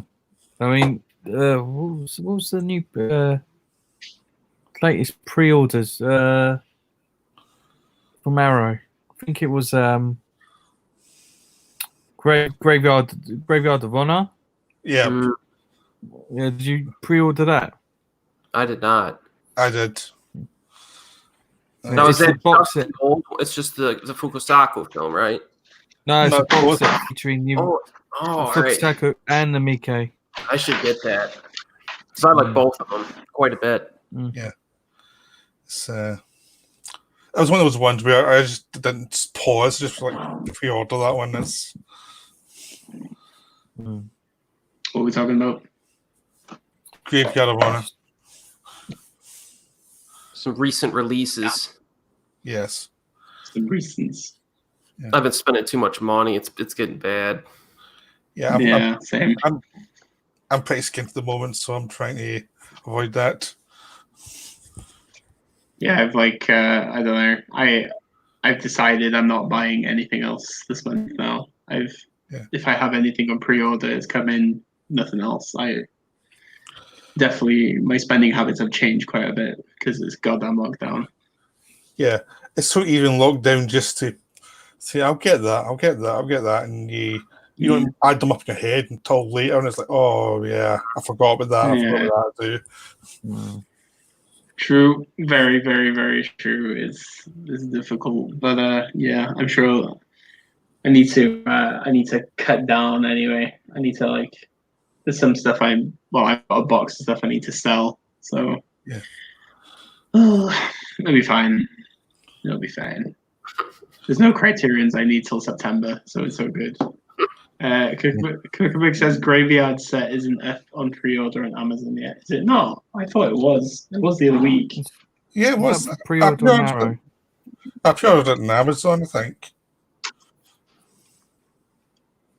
Maybe it's now the stage where it's like it's not accepting any more ones. Maybe there's they've gone through all their. No, it's on pre. It's on. No, it's on. Yeah, you can pre-order it now for $34.99. It's actually out on my birthday also. Yeah. To me, from me, happy birthday. Yes. That'll be it. That's the tagline. But yeah. Does anybody have any suggestions for next stream chat discussion? Let us know, because I'm intrigued. Anybody got any films to watch over the weekend?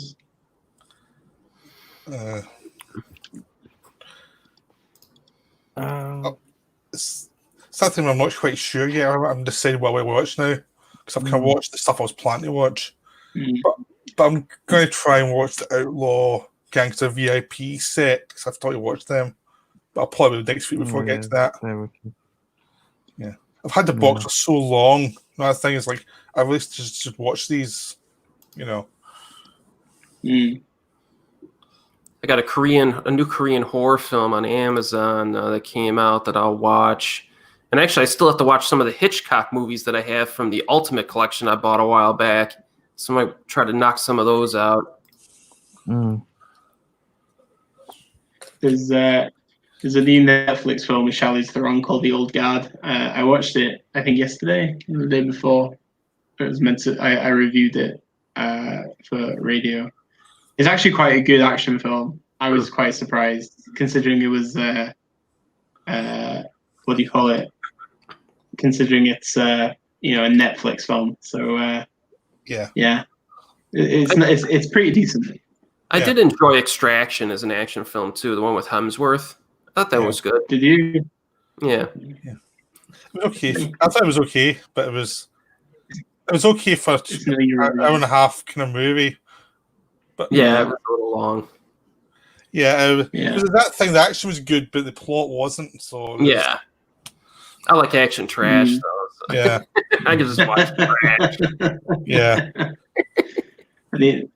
I need to. I think he's on Hulu now as well. The new Andy Samberg film. Is it Palm Springs? Yeah, I need to VPN over to my Hulu account in America so I can watch it. But that'll be tomorrow, maybe Sunday. But as I've said before, Popstar Never Stop Poppin' is an amazing comedy. I love that movie. So I love the Lonely Island stuff. Some of the songs are great. Fuck Bin Laden.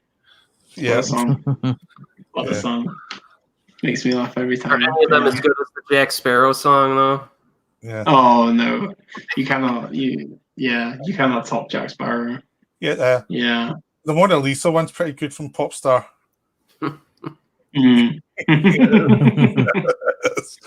That's such a good film. There's a really cool steelbook of it from America, but it's always pricey, so I haven't bought it. But yeah, because the British one was a quite a good release anyway.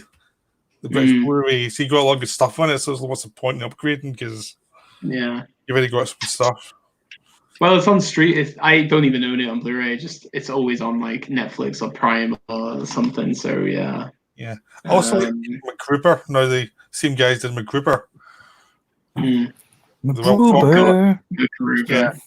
Yeah. It's been ages since I watched that one. It's one of those ones I have because it's a nice one to put on every so often. You're in the mood for a dumb movie. That's just perfect. Just put that one on for an hour and a half, and that's you. You know, you're set. Yeah. We've got Marvel says you should do a PTA episode. That would be fun. Ooh, but PTA doesn't have enough movies for us to. I don't know. What do you think, Hus? I wouldn't mind doing PTA. Or Kuckerberg's suggestion. How about a Miike discussion?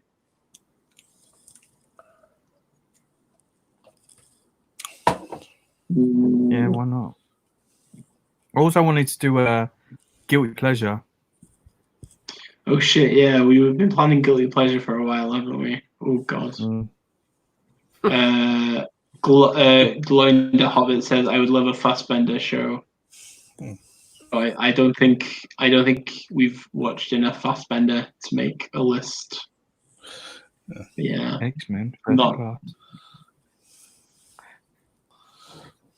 We're talking about the German director, right?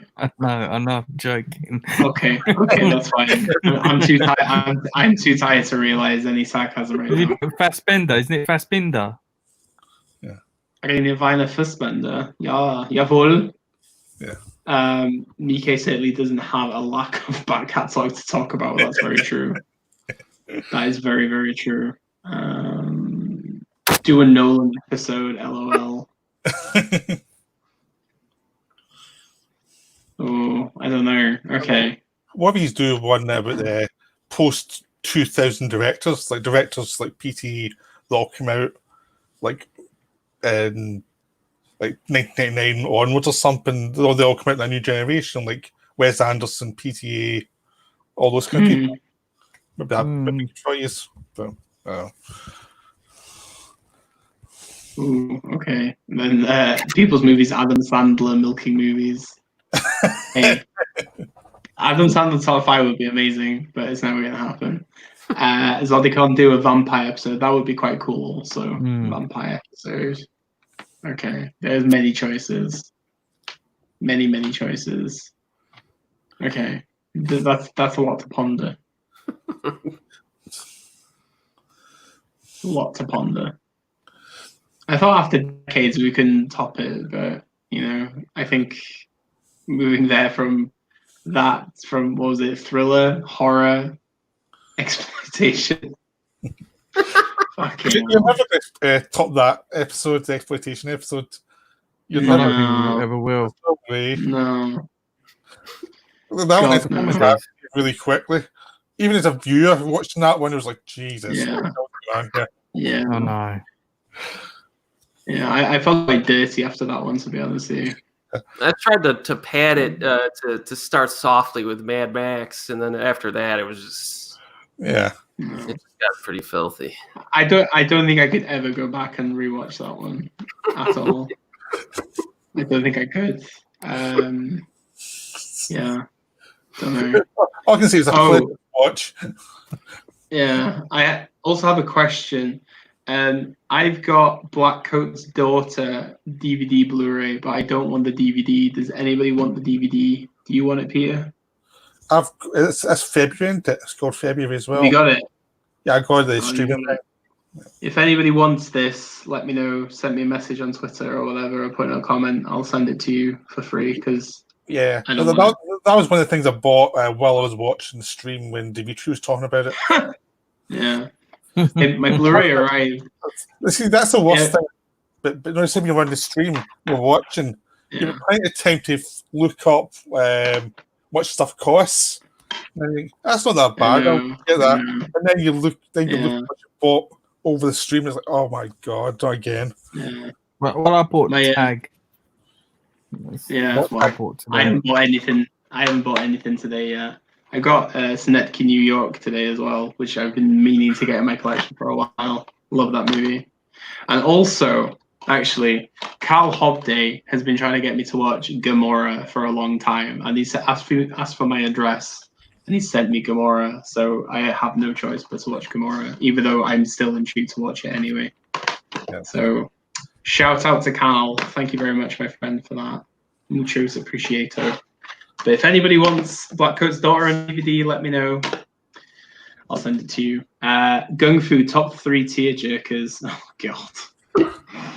My life is the tearjerker. Milking cow one. Yeah. The milking cow. Yeah.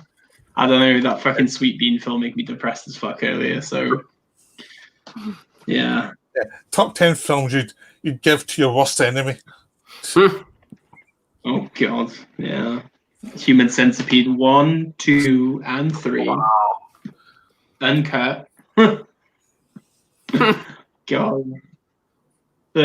He's got a new film coming out, and apparently it's just as fucked up as the others. So good old Tom Six, crazy Dutch director. See, movies like that, I don't like it when they just give me an upset stomach. You know what I mean? I want to be interested by the film, in addition to it being disgusting. Yeah. So those don't really. I saw the first 2 and I disliked both of them, so I never bothered with the third one. Yeah. I still remember buying the first one, and I was just like, right, okay, well, we might as well. And I was just like, wow. Yeah. But it just gets even weirder and weirder. So yeah. I remember I saw Boxing Helena in the cinema, and it was so boring. It was just the most tedious thing I've ever seen. You know, I don't care if she was Dave Lynch's daughter. That was boring as hell in the cinema. It was like excruciating. It's one of those films that I almost left just because I paid money for it. I didn't leave, but it was like, oh God, someone shoot me now. Damn. Right. Has we got any more comments, or are we done? I don't know. What do you think, Russ? You can call it. Yeah, let's call it a night. Yeah. I think Hillfish looks ready to fall asleep. He's I've had a hanging, long that's why. Yeah. Same. Been editing like a bitch all day, so I am pooped. I know Eric wants to egg us on for like 7 hours, but Yeah. It'll give me time. I'll watch an extra movie or something tonight. oh God. Well, yeah, true. Because it's only Okay, 6:30. Yes. Well, yeah. For you. Yeah. Okay, cool. Right. Sign us off then, my friend. All right, guys. Thank you very much for joining us tonight. Thank you to Eric, Pete. Please subscribe to the channels down below in the comment down below, whatever it's called. And yeah, guys, we'll see you next week. Don't know what the topic is just yet, but we'll let you know midweek. So till then, guys, take it easy.